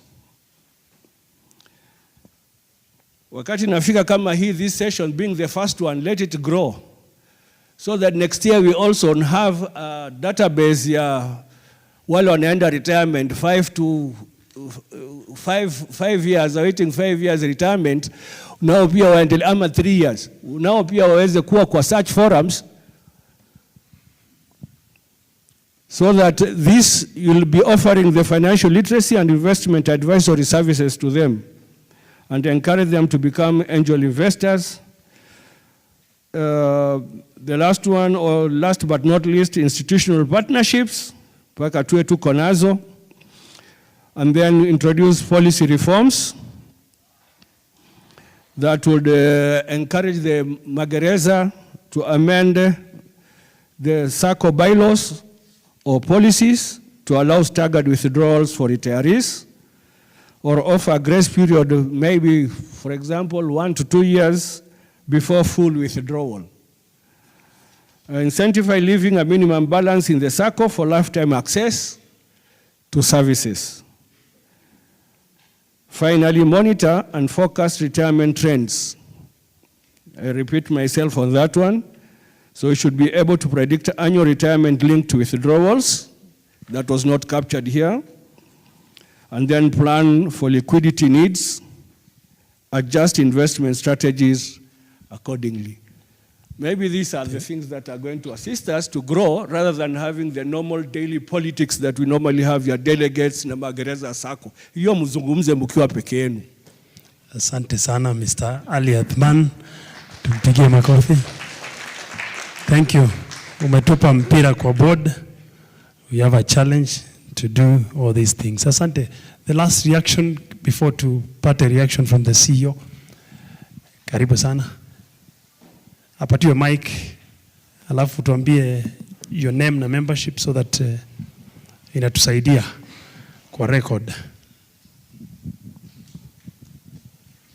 Thank you. My name is Mamosora from Marsabit County Other Ministries, member number 18708. 18708. I'm not a prison officer, but I'm a member of the Sacco. Your name, please?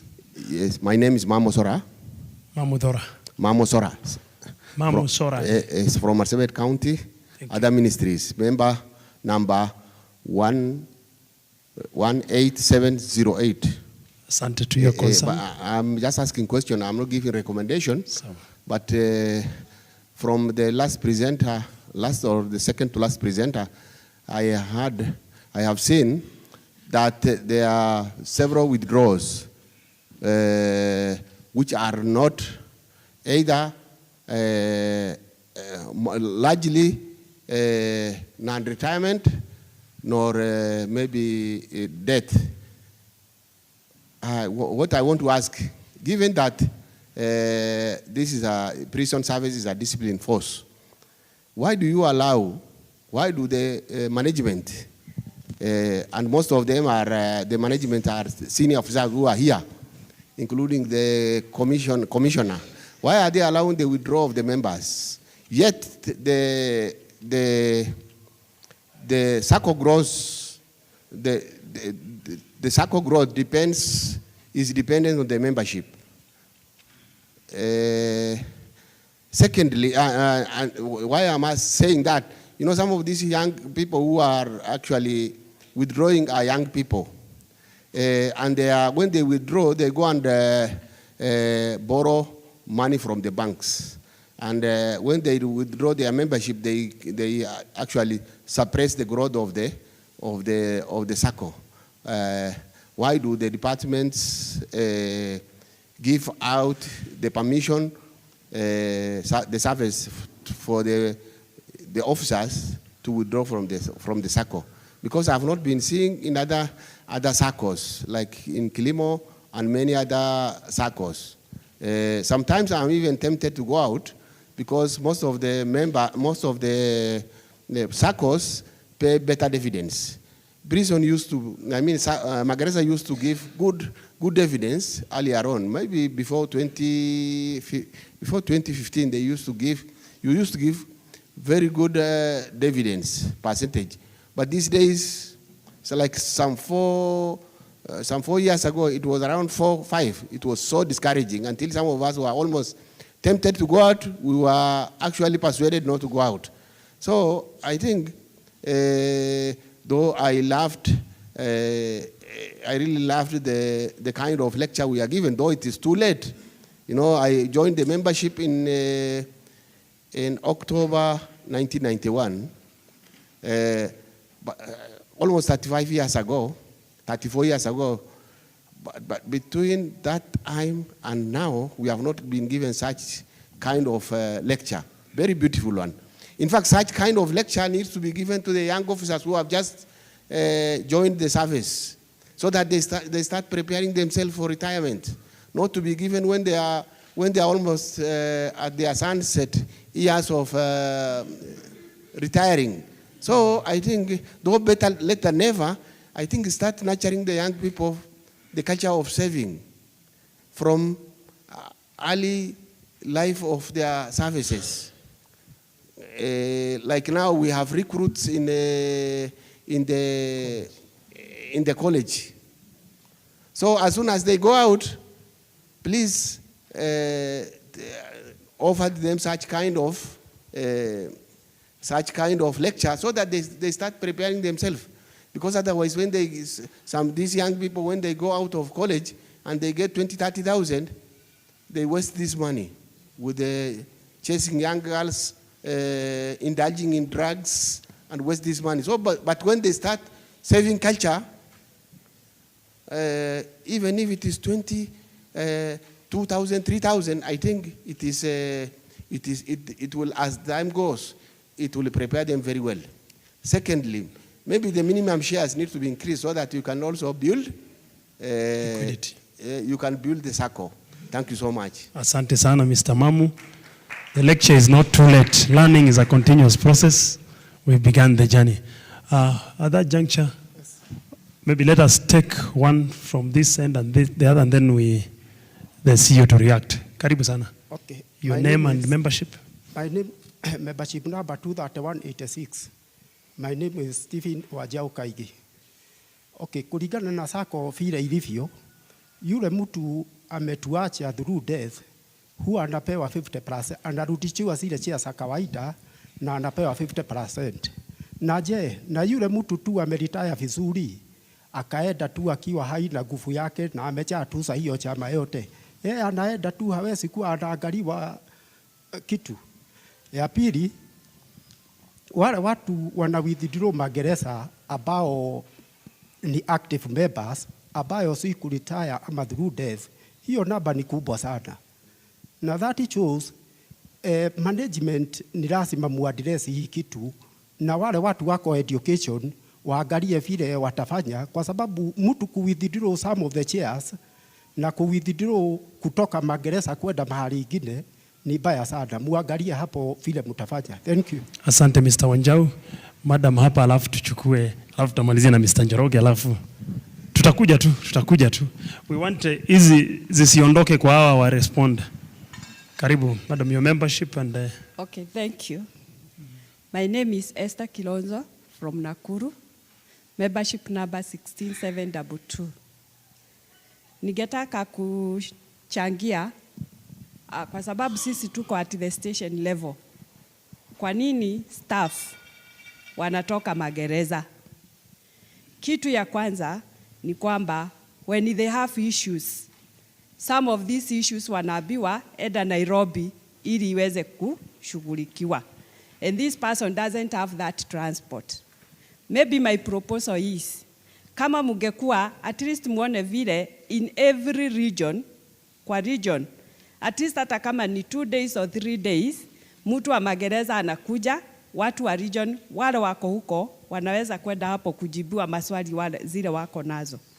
Because that is why hata wakituma delegate saa zingine anaenda anapotea na hajajibu maswali ya member. Unakuta ya kwamba member hawataki. The second thing is about dividends and interests. Enyewe, although tumeambiwa society ni members, na kulingana na the number of members kwa Magereza na the super savers wale wako hapa, unakuta ya kwamba super savers bado ni wadogo kulingana na membership ya Magereza. But dividends, this is the reason as to why some of our staff members wanatoka Magereza. Na wana withdraw some of these shares, wanapeleka kwa hizo competitive Saccos. If I have saved 1 million shillings, because all of us here we are millionaires, na munilipe hiyo interest na 6.4. And there are some other Saccos hapo wanapeana na 10%. I'm on the loss. So I don't know what you are going to do, at least mu boost your interest. Because even as super savers, some of us are now retiring. We would like to be in Magereza, kwa sababu hii ndio imetulea.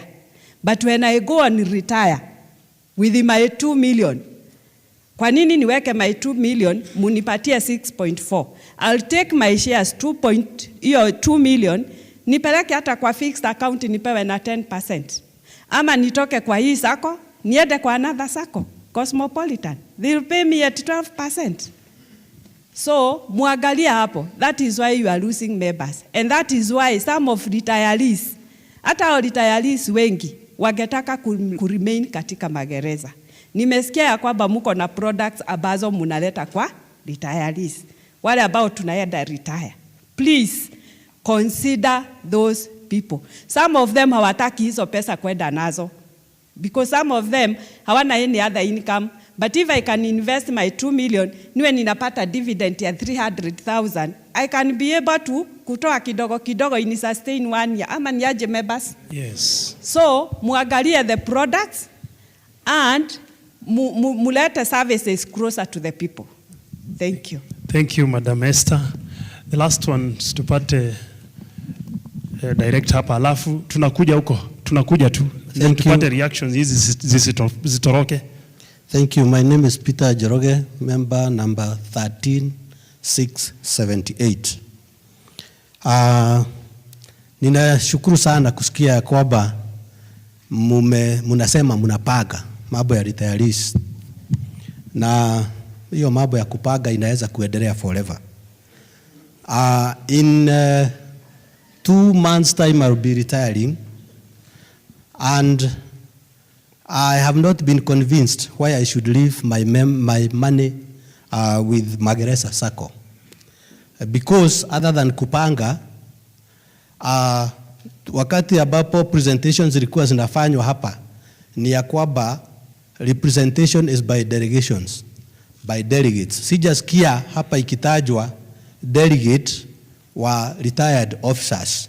Kwa hivyo I don't see how safe my money will be with you if I don't have any representative there, and I don't have any other forum mahali ambapo naweza kukuja kusugumzia hizo pesa.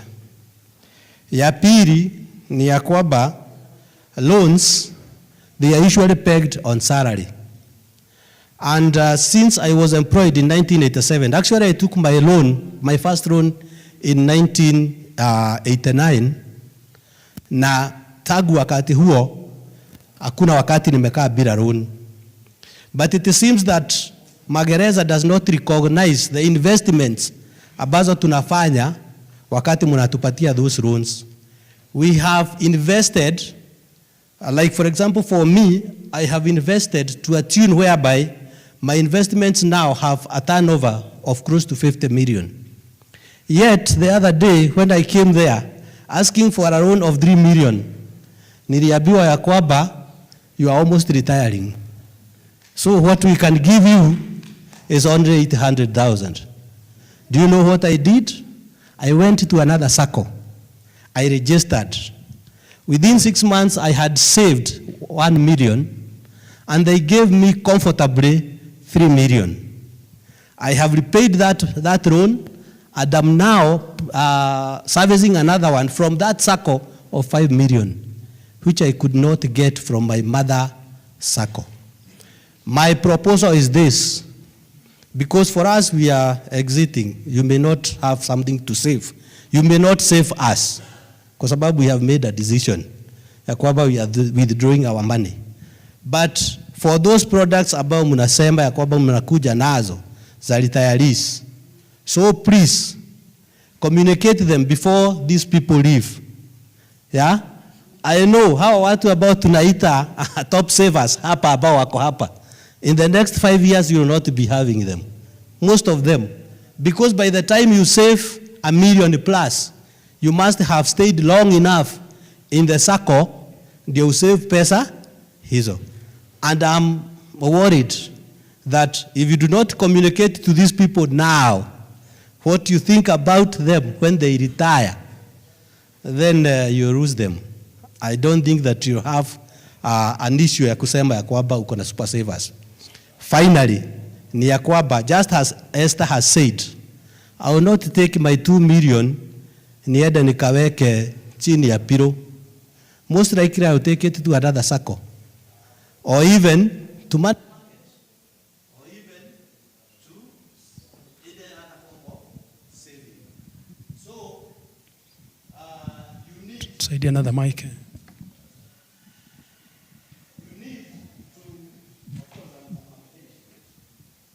So you need to think about how do you capture this money that is going out. Thank you so much. Asante sana Director Njoroge for that. I want to request us to put a reaction tujibu hizi, alafu Mr. Kirapus, we are coming, alafu kuna ule alikuwa mbele yako huko ata feel offended. Kindly CEO kuja jibu, alafu tutaenda kwa madam pale, alafu tukuja kwa Kirapus. We want to address all the issues.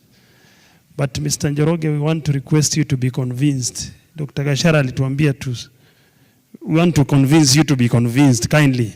Thank you. CEO, karibu. So, thank you. I want to start by appreciating your feedback.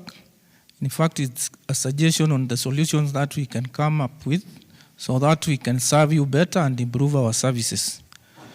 So I respond to some of the questions that you have asked, and the first one is on communication, that we should get in touch with the membership and make periodical communication to the membership whenever there are changes. And in our presentation, we did mention that we are moving from the traditional communication where we have been using the department channels of signal to coming up with a call center where we can real-time communicate with our members and inform them on the decisions that the Sacco has made. Also, we have moved to the digital platforms, the Facebook, the Twitter, where we can pass them information to the members so that they can access in real time, instead of the traditional channels where it will take so long. There was another question about processing salary through the FOSA, and we said, now we have various channels how you can access your account in the Sacco. We have the ATM, we have the mobile, where now you don't need to come to the Sacco so that you can access the services. You can conveniently access your account from your home. So the issue of delay in processing salary by the Sacco compared to other institutions, I think that one we addressed. We have a good relationship with the Human Resource Kenya prisons, and whenever they process the salaries, we are usually considered among the first institutions to be issued with the salary instructions so that we can disburse to our members. The bad publicity which is peddled by some of the members who are withdrawn from the Sacco, as the board and the management, we are planning to have regular educations to the membership so that some of the issues or the concerns that they raise, we can share with them what solutions the board is coming up with, and also inform them to make prudent financial decisions that will make sure their investments are viable and give returns to them. In our statistics, most of the members who are serving and withdraw from the Sacco is as a result of poor financial decisions, where they commit all their salaries and they come to seek the withdrawal of their deposits as the last resort to manage their financial crisis. So the board is planning for regular educations with the general membership so that we can enlighten the members as we have done through this forum today so that they can make informed financial decisions.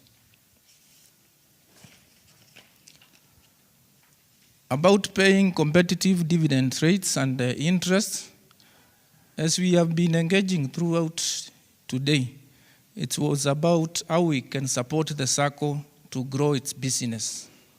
Remember, as it has been said here, a Sacco is good at its membership. The volume in numbers and how the members patronize the Sacco services. Advancement of loans is the core business of the Sacco. The interest that we earn from the loans that the members borrow is what we plow back as returns to the members for their investment in deposits and share capital. So whenever the members are not borrowing from the Sacco, it means now the Sacco cannot use its capital to pay high dividends. And remember, Magereza is a regulated Sacco. After we make our financial reports, they must be approved by the ministry so that they are seen that whatever we are proposing is fully supported by the business that we have done throughout the year. So what we can urge you and the general membership is to patronize the Sacco so that we can do good business and pay back returns to the members. Remember, the statistics have indicated that for the past few years, we are now registering growth in very many areas, and we seek for your patience because growth is a journey, and we'll achieve where the other players in the market, other circles are.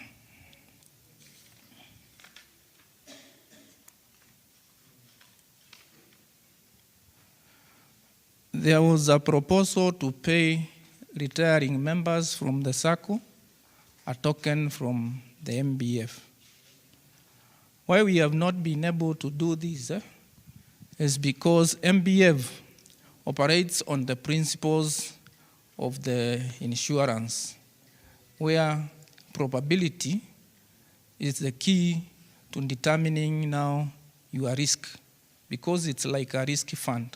If we say, at least we know in a year, 54 members or 100 or so will retire from service, then it means the retirees, including the members who we have lost through death, then the contributions that we make will not be enough to sustain that fund. So it's the reason now we base on a factor that is based on probability, and that is death. So for now, that is how the MBF can be operated. But if we escalate to giving token to certain things that we know, then it means we will not be able to sustain the fund.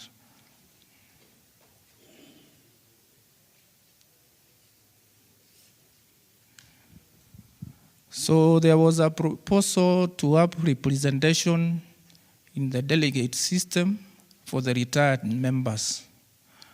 I think now this will not be something that will be optional if we want to walk the journey of retaining our retired members, because once they retire, they exit from the system of their employer, and they need to be regularly appraised on what is happening in the Sacco.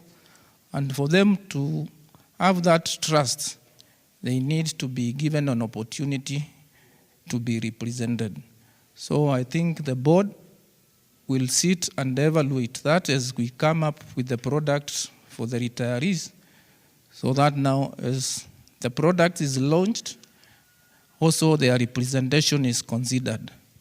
So I think those were the issues I managed to pick, and I wish to return the mic to the Honorary Secretary. Thank you, CEO. I hope we are learning something from what the CEO is responding to. Maybe we begin with that member, Madam, and then we come to Mr. Kirapus, and then we continue. Kindly, if a question has been raised, let us not repeat, please, for the interest of time. Thank you very much. My name is Grace Molly. I'm from the Ministry of Mining and Blue Economy. And membership number is 32071. And first, I will wish to thank you for such a workshop today, which was very insightful. And I wish to bring some few comments, if not suggestions.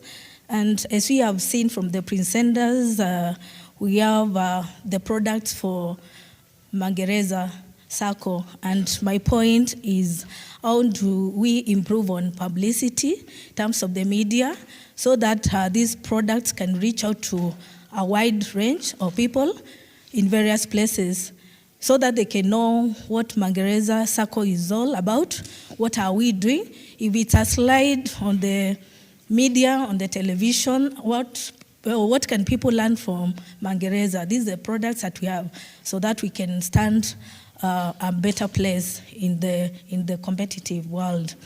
And the other point I will talk about is about capacity building. As we have had the opportunity to come and learn some of the great things today, my urge is also to other members who are also savers. How do we probably come up with a program so that we can invite them and they can also get such insightful words of wisdom for them to be motivated and to continue even to save more. And the last one is on the presentation that Madam Sarah presented, which was good.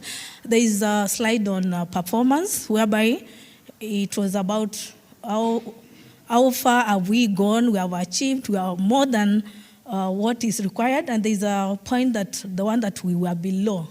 So what we can ask ourselves is, what strategies are we putting in place to ensure that the next time that we meet, probably for our presentation, the performance has highly gone up.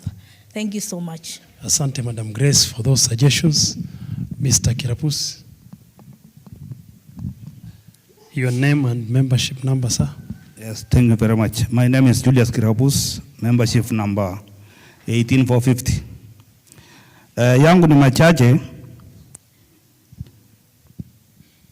Kwanza yule mtu alifungua macho na kupanguza vizuri na kusema hebu tuangalie millionaires kwa hii Sacco ni kina nane, wakina nani tuwaite kidogo wajuane kwanza, and then tuwe mkutano ile machua kama hii. Unajua ile HM na tension nakuta ni kama kuna siasa ndani, wengine namna hii, lakini hii ni wase wale wamekomaa kwa mambo mengi.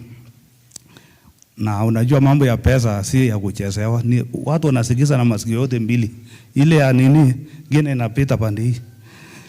So tumeulizana ni jinsi gani tunaweza kuboresha Magereza kama vile awali ilivyokuwa, vile inavyojulikana. Na unajua kitu kizuri saa nyingine kionekana mbele, vita inakwanga karibu ili uweze kutolewa kwa hiyo line mwingine aendelee. Enemies ya Magereza Sacco inajulikana vizuri. One ni mambo ya microfinances. Wengi wanaingia kwa station. Na barua tunataka kuweka tena pa siku 2, siku 3. Ukikataa kidogo unakuta anakuja na barua kutoka Commissioner General. Tumeruhusiwa, sisi ni watu insurance, sisi tuko na products ngapi, sijui nini. Okay, hiyo ni one. Ngine kuna watu wanapata pesa zao kupitia vile uliposikia kwa benki, Equity, Cooperative, sijui balabala. Hawa watu wako na uwezo ya kujua huyu hako na pesa ya kutosha.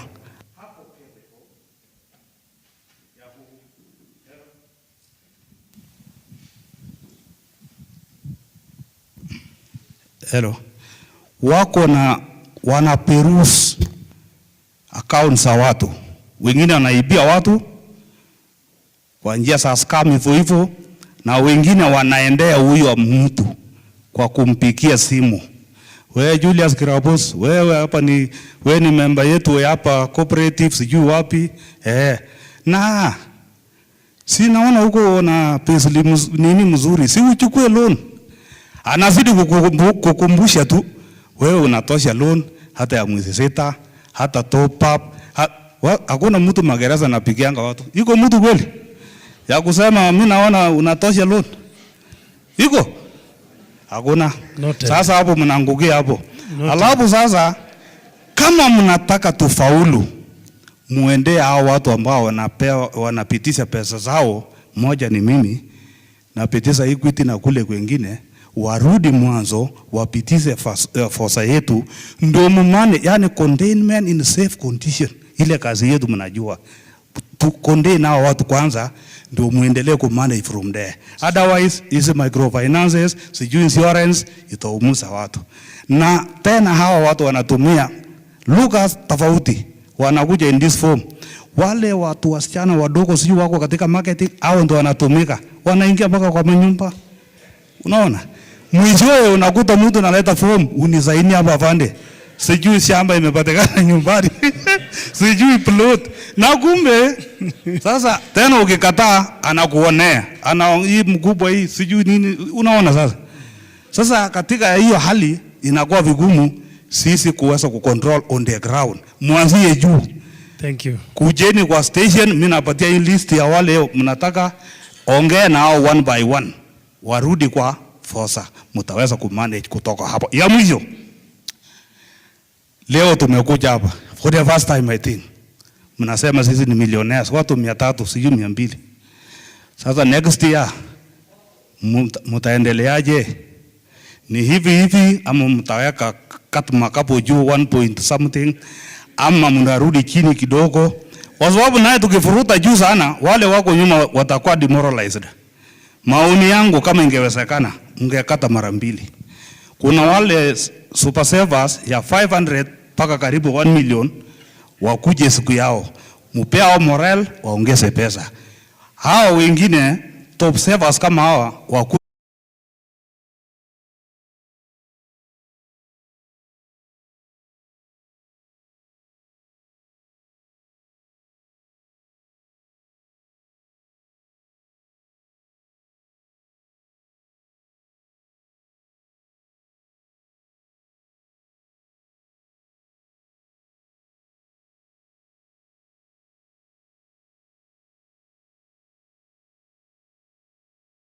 So tunaomba kwamba we need to retain the young generation.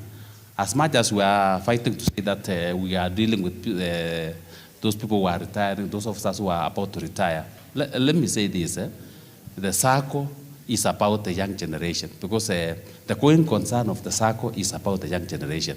So let us maintain this number. The officers getting into the service, we make them stay in the Sacco for as long as even the time they'll be in the Sacco. But when we say that, we are looking into the officers, the top savers. Top savers are leaving the service. And the understanding is that when you retire, it's like some of them, majority of them have actually taken the savings at their retirement benefits. And it is hard to actually retain such a person. So let us embark on marketing, so that we actually get in touch with these officers. And for those officers, or maybe who are manning stations, that we need to have even a contact that when a member submit a letter that he wants to withdraw from the Sacco, there's a contact officer at the Magereza headquarters Sacco that this member wants to withdraw from the Sacco. Can you give us? Can we give you his number? You call him, you talk to him, you know the problem. Maybe that member is only in short of some small amount. Na hiyo pesa mnampatia tu, pengine anataka kutoka kwa Sacco kwa sababu amefungiwa nyumba, anataka hiyo pesa alipe rent ya nyumba. So we need to make a policy where when a member wants to withdraw, actually when he has actually submitted the withdrawal letter to the officer in charge, the officer in charge calls the marketing department at Magereza Sacco. Then the marketing department will take up the matter with the member before we forward the withdrawal letter. So I think it is a question of actually getting in touch with these members who are vulnerable at the station level, so that the rate of withdrawal is minimized. Thank you. Thank you, sir. We take one from that and then another one, and then we react because of time. Hello, I want us good to be evening. brief, kindly. Yes, I'm actually going to be very, very brief. Good evening. Good evening. We are tired and we really need to move fast. My opinion and request is your this. Name, please. David Odongo, 24601. Millionaire number 24601. Now, at the college, induction is always 100%. I wonder whether the Sacco has done investigation or has come with statistics why people are leaving once they get back to station. Two, a proposal is, the information I got as a recruit was half-baked. But fortunately enough, I landed to a station that embraced Magereza. And that is why I'm proud here today. I request that you do a lot at Prison Staff Training College and Magereza Sacco become part of the syllabus, so that when they leave Ruiru, they get the right information. the professor that you brought here is talking to those who have made their mind to be part of the system. And actually, that's why you called us. But there are many more who need what the professor talked of. Because mimi amenipatia na kuna that level that I am already here. In fact, sitoki Magereza. But those that are willing, those are being misguided to leave. How I wish this there could be. How do you expect to market Magereza? Where will you get that time na watu wanataka kuingia kazi na kutoka? These are the nitty-gritty, very, very small.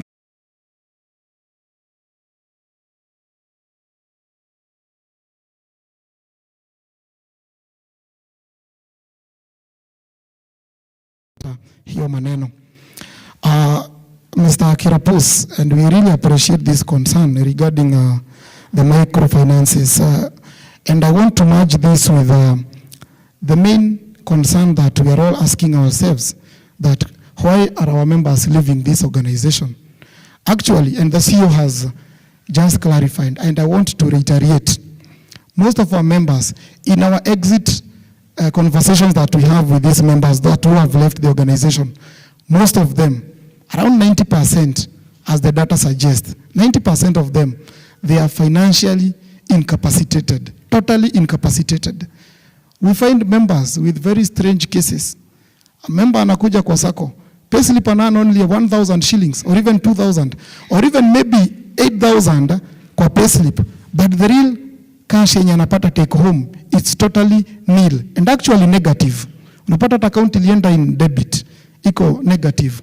Na member anakuambia nimekaa 5 months, sijakula salary. Ukiona hiyo 8,000 hapa, director, sina, angalia ta account yangu, hakuna chochote. Members wetu at times wanafanya vituko sana. So those members, they become totally incapacitated. There's nothing much we can do at that particular level. We have tried our best.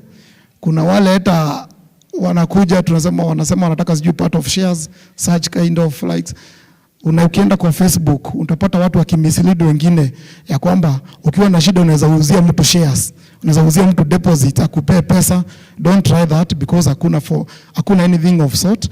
What you can transfer is only shares, and you can transfer your shares upon exit, or rather upon refund of your withdrawable deposits. That's when you can transfer the shares. Hii lugha nyingine ya kusema niko na share 300, niko na deposit 300 naweza kupea unipea kitu kidogo.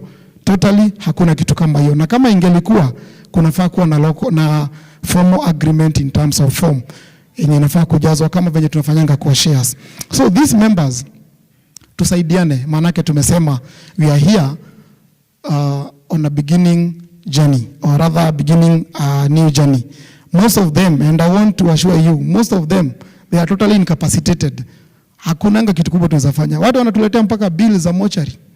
Mtu anakuja anakuambia hii mwili tumeshinda kuzika. The only thing that tunaweza fanya tu ni kutoka Sacco. And you all know, by the way, I know I'm not giving stories. I know you all know.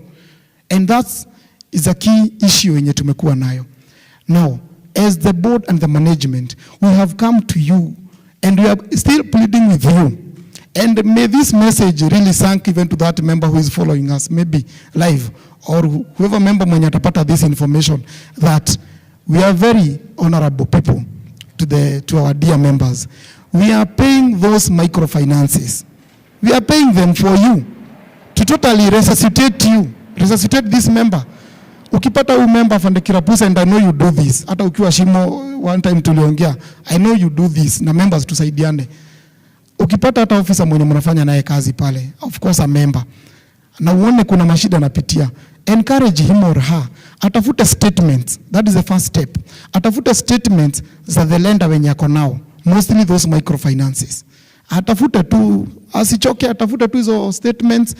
Hizo statements mnatutumia, mkishatutumia tunaangalia, na pia tuko na representation ya delegates pale kwa station. Tunaangalia how best can we assist this member. At times unapata member microfinances ni 6 ama 7. The loans zenye anadaiwa ni 800 za microfinances. Na sometimes tunakaa chini na tuna reason tunasema huyu member aombe 1,800 ama aombe 1,000,000. We repay all these loans tumulipie, abaki na loan yetu moja. Na tumesaidia wengi. We have those data. It's only that time didn't allow for us to share most of the data. The sad thing is that tunapata hata mtu mwenye tumeresuscitate and our credit in charge and hata Madam Philomena wako hapa wote. Unapata member tena amerudi huko. Tumeresuscitate member kutoka kwa salary ya 3,000 shillings. 3,000. Tumemleta ameanza kupata 16,000 ama 18,000. Tumeresuscitate. Lakini tena anaona pesa imekuwa mingi. Anarudi pale pale. But however, the message here is, and I want to encourage these members, wala wana feel ya kwamba ni kama dunia inawaishia in terms of hawana chochote, kazi imekuwa ngumu, mawazo imekuwa ngumu, wakuje kwetu. Watafute tu statement of those, because the current balances on your pay slips, you know, they are not the correct positions. The reason as to why tuna insist on statement and work out. Hiyo ni kitu tunafanya. Na imagine, tumekuwa tukilipa loans 300,000 and below. But even here, nikiwauliza tuwarudishe kwa organization. And if we had good amounts of money, if we had good cash flows, inflows and outflows, if our liquidity was strong enough, tungeenda hata kwa mortgage. Easy bank loans kulipa hata tungelipa hata 5 million, whichever the amount. We had only begun with 300,000, of which tunalipa hata mingi. But the same conversation strikes back to us that we need to do much more in terms of increasing our liquidity. And we can only increase our liquidity through monthly contributions, kuzi-enhance. Wakati tumekuja forum kama hii, kama umepata kikombe ya chai, kama umepata shilingi 1,000, unaweza amua, wacha nipeleke 500 nirudishe kwa deposits. It's a very noble thing, and I know most of you wamefanya, na wala hawajafanya, I know you are going to do it. You have a pay bill number. You only go to Safaricom toolbox, kama hauna app ya M-Pesa ama Safaricom app. Either Safaricom app ama M-Pesa app ama kwa simu toolkit. Ukishafika pale, enda kwa pay bill. Ukishafika kwa pay bill, enda uente ile our pay bill number. Ni 411-5789. Ukieka hiyo pay bill number, account number, eka your membership number. Something of sort. Na unaeka pesa kwa organization. Na we nani yako mwenyewe. Unaweza pia kufuata ile *358 hash, the USSD. Na mnajua we have really tried, tukisema hivyo, confident we can say that we have really tried. Downtimes imekuwa very minimal. You can withdraw up to 200,000 a day. I know hizi ni communication maybe zenye pia labda hamuna. You can withdraw up to 200,000 Kenyan shillings a day in two folds of 100,000, 100,000. We've come from far. Wakati kuna withdraw 30,000, 50 and whatever. But now security being the key issue here, the parameter here, tuko kwa 200,000 withdraw per day. And in the near future tutakuwa tuki-withdraw the maximum ya M-Pesa transaction in a day, that is 500,000.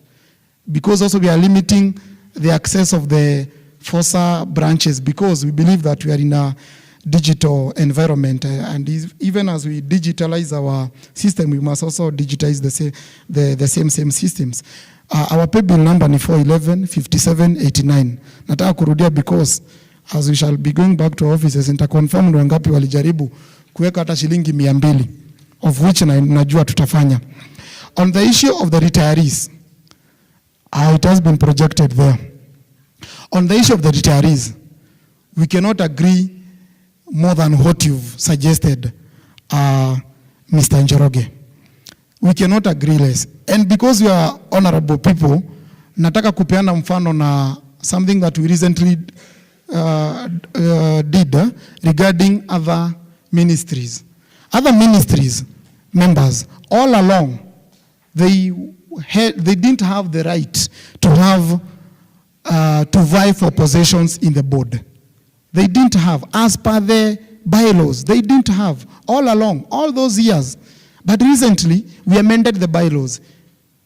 Members from the other ministries, you have that now you are eligible to vie for the position in the board. And even one of your members, Mr. Daktari Bwana Gatokoi, alikuwa amejithrow kwa kinyang'anyiro. So this shows how the conversation is flowing na ku-onboard each and every person. This is not far-fetched from the retirees. Definitely through the chair and the board here. I know on the issue of representation of retirees, in terms of the delegate system, hiyo hata ni kitu kidogo sana. It's only that tutafuata tu sheria tuiamend kwa bylaws. Hiyo Fande Njoroge tunashukuru kwa hiyo kutufungua macho. Hiyo tutaifanya immediately. Immediately when we are doing our bylaws, that is a straight agenda ya kwamba the members when you exit Kenya Prison Service watakuwa na representation yao. Despite kuwa na other ministries delegates, kutakuwa na delegate pia wa retirees. I can assure you that hata kama hatuja discuss because ni kitu so obvious, it's something that is so obvious. Now, retirees, let us kindly, sisi wote tuliambiwa ni retirees. Can we have an honest and candid conversation right now? Kwa dakika moja. When una exit the KPS at retaining the maybe mandatory age of the 60 years, wakati unatoka na umeenda kwa wa livelihood yenye tulielezwa hapa asubuhi. You know, as we age up, definitely, you know, as we age up, the more tunakuwa much more vulnerable, si ndio? In terms of sickness na nini, but naomba Mungu aweze kutujalia hata miaka 100 na zaidi, si ndio? But fact remains that as you age up, ndio bado unaendelea kuwa more vulnerable. Do you know that currently, even before tuzungumze mambo ya retirees product, currently, I'm speaking of current issues, currently do you know that sio lazima utoe deposits? It's a funny conversation because kuna mtu akishajua ni retire, anajuanga na the next thing ni kutoa deposits. Kuna member hajui ya kwamba anaweza bado endelea kusave. Sorry. Na uendelee kuwa member.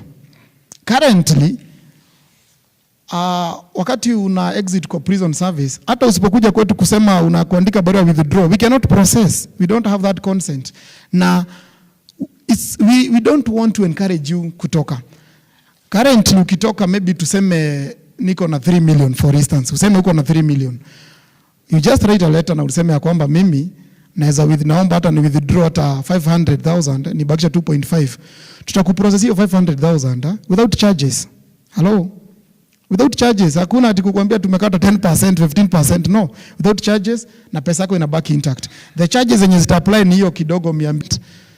To create that social bonding. To create that social bonding. And with that social bonding, utaweza kupata a friend mwenye mmeritana naye ama unajua na tuweze kusaidiana kuguarantee each other. And with that, we can have a very robust product for you. But then again, do you know that as long as you are a member, the only problem ni kuwa pension haikuji immediately. And the process of bringing pension to Saccos is a gray area. Ni area yenye we are still pursuing, not only Magereza, but all the cooperatives in the Republic, because pension inalipangwa na National Bank, isn't it? National Bank. We have been having a conversation, and like a Sacco, I know that is Harambee, what they are doing, or rather what they have begun, wanachukua kukuja kwa Sacco inakuwa ngumu sana. So what they have done, wanakuwa na agreement na cooperative bank. Pesa inatoka NBK inakuja ina hit COP. But the moment ime hit COP, it is as good as ime hit account yako. So COP immediately wanai-transfer kwa account yako ya FOSA. Hivyo ndivyo iko. And those small steps, they are greatly serving them. Na hata sisi wenyewe, we shall be following that path. Even as we pursue the larger interest of bringing the pension at Magereza Sacco, before kwenda kwa other third party, ikuje direct kwa Sacco. Na ukiwa na salary members, wale tuna channel salary with Magereza, tunajua kwamba kuna e-products, loan products, na online products. Watu wanaomba loan, you can access a loan of up to 90,000 currently, 90,000 Kenyan shillings without guarantor, without filling any form, any physical form, without taking yourself to any delegate, any station, hakuna kitu nahitaji. Na unapata up to 90,000. And also the data that we have, most of the aging members, hiyo product have misuse, but our other members, unapata member ameomba 90. Immediately tu simu imefunguka tu anaomba 90. Hata ajui, hataki kujua venye atailipa. So these are the products, and we are assuring you that we are working on this retirees product. na wakati uko member, hata kama pension haijaanza kukuja kwa magereza. Do you know that unaweza weka standing order ya 400 shillings ya benevolent, ambayo ni current benevolent, 400 shillings, na monthly contribution, hata weka 3,000 for instance, but I know we are top savers, tunaweza weka pesa mingi, but minimum being 3,000. Even in case of an event, a misfortune, maybe of death, utapata tu hata ile pesa ya yenye tunapeana. And mind you, 150,000 Kenyan shillings that we are giving out kwa benevolent wakati member amepass, it is the highest in the cooperative sector. It is the highest. Just compare, take notes, mtuambie ni Sacco ingine gani inapeana pesa kama hizo. It is the highest. So, hakuna haja pia ya kutoa pesa tukienda, tuache hapa, hata tukingoja pension, eka standing order ya shilingi 3,400 being the minimum, 400 iende kwa benevolent, 1,300 iende kwa contribution, and you still enjoy those privileges zenye nimekuambia, including the loan. So, Chairman and the board, I beseech you, tuone vile, even going forward, not only an entire day exercise kama hii, hata kukuangia hata na kama breakfast, si ndio? Tunasema nao top savers kutakuwa na breakfast maybe 4th of November. Breakfast meeting tu ya 1 hour kabla uingie kwa ofisi, maybe between saa 1 na saa 2, na tunamalizana. That will be networking, na tutapata kupata pia views mingi. I know I may take time sana, na poleni nimechukua muda. Issue yenye nimesikia sinking fund ni vizuri nitamke, because it has been brought up by the member Mr. Chepkonga. Yeah, you know, good manners ina dictate ni vizuri kufanya ile kitu mzuri, si ndio? Na this money, it is just an indeka. Mwaka moja ikiisha kama premium, kama ni comprehensive, mwaka moja ikiisha, si una insure tu tena. That is the basic logic that I can give you. Na whatever that used to happen those years, inakaa ni kama refund. It is those historical issues that could be eating the organization. So, good manners is that money operates as a rotating fund. And whatever that inaweza kuwa inabaki from these funds, from the disclosures of the financial books that we have, it is always expressed there in the financial statements. Thank you very much, members. Back to you, Home Secretary. Asanteni. And we appreciate Director Kimani. Asante sana, leaders. I want to believe we've learned something. Si ni kweli? Na nataka kusema ya kuwa we are so grateful for you top savers kwa kuacha shughuli zenu na kuitikia mwito. Tunasema asanteni sana. Letu kama board tumechukua views zenu zote, and I want to urge wale pia walikuwa na views, you can see us hapo nje kidogo tukienda tu kwa tea break, alafu tutanakili hizo vitu zote. Otherwise tunawashukuru sana. Tukimalizia tungependa volunteer aweze kutupatia maombi. I want a lady atufungie kwa maombi tukiondoka. Otherwise we want to wish you well and a safe journey back to your various destinations. Mkienda, all your views ambayo mmetupatia tumezichukua na tutazikalia kama board, na mtaona improvement na tofauti. Kwa wale retirees, vile Director Kimani amesema, we still have other things that you are coming, but meanwhile hakuna mtu anakohasa kuondoka kwa Sacco. Ukiretire, you can still remain. So I want us to kindly, mkitoka hapa tupelekeni information mzuri, at least you've learned something. The same forums hii pia tutaendelea nao vile director amesema, na I want to believe ya kuwa tukitembea hii safari pamoja, this society itakuwa. Asanteni sana na Mungu awabariki. Baada ya maombi nitaomba ya kuwa we take tea. That tea imelipiwa, tukiondoka tukienda. Yule ambaye kitu haijahita account yake, kindly umuone CEO ama one of our staffs, na itakuwa mzuri sana. Asanteni sana na Mungu awabariki. Naomba tusimame. Madam Kabrengo amejitolea kutuombea. The words of Jesus in John chapter 16 verse number 33a says, I have said these things to you that in me you may have peace. I have said these things to to you so that you may have peace. Another verse that I will quote is Proverbs. It says that above everything else, guard your heart, for out of it are issues of life. So this means that, first of all, everything that comes to us in the name of such a meeting, it is for the purpose of uniting us and making us lead a peaceful life, because life is short. Then secondly, the wise man who wrote Proverbs, King Solomon, says that above everything else, guard your heart, for out of this heart are issues of life. This means that when you breathe, you are breathing life.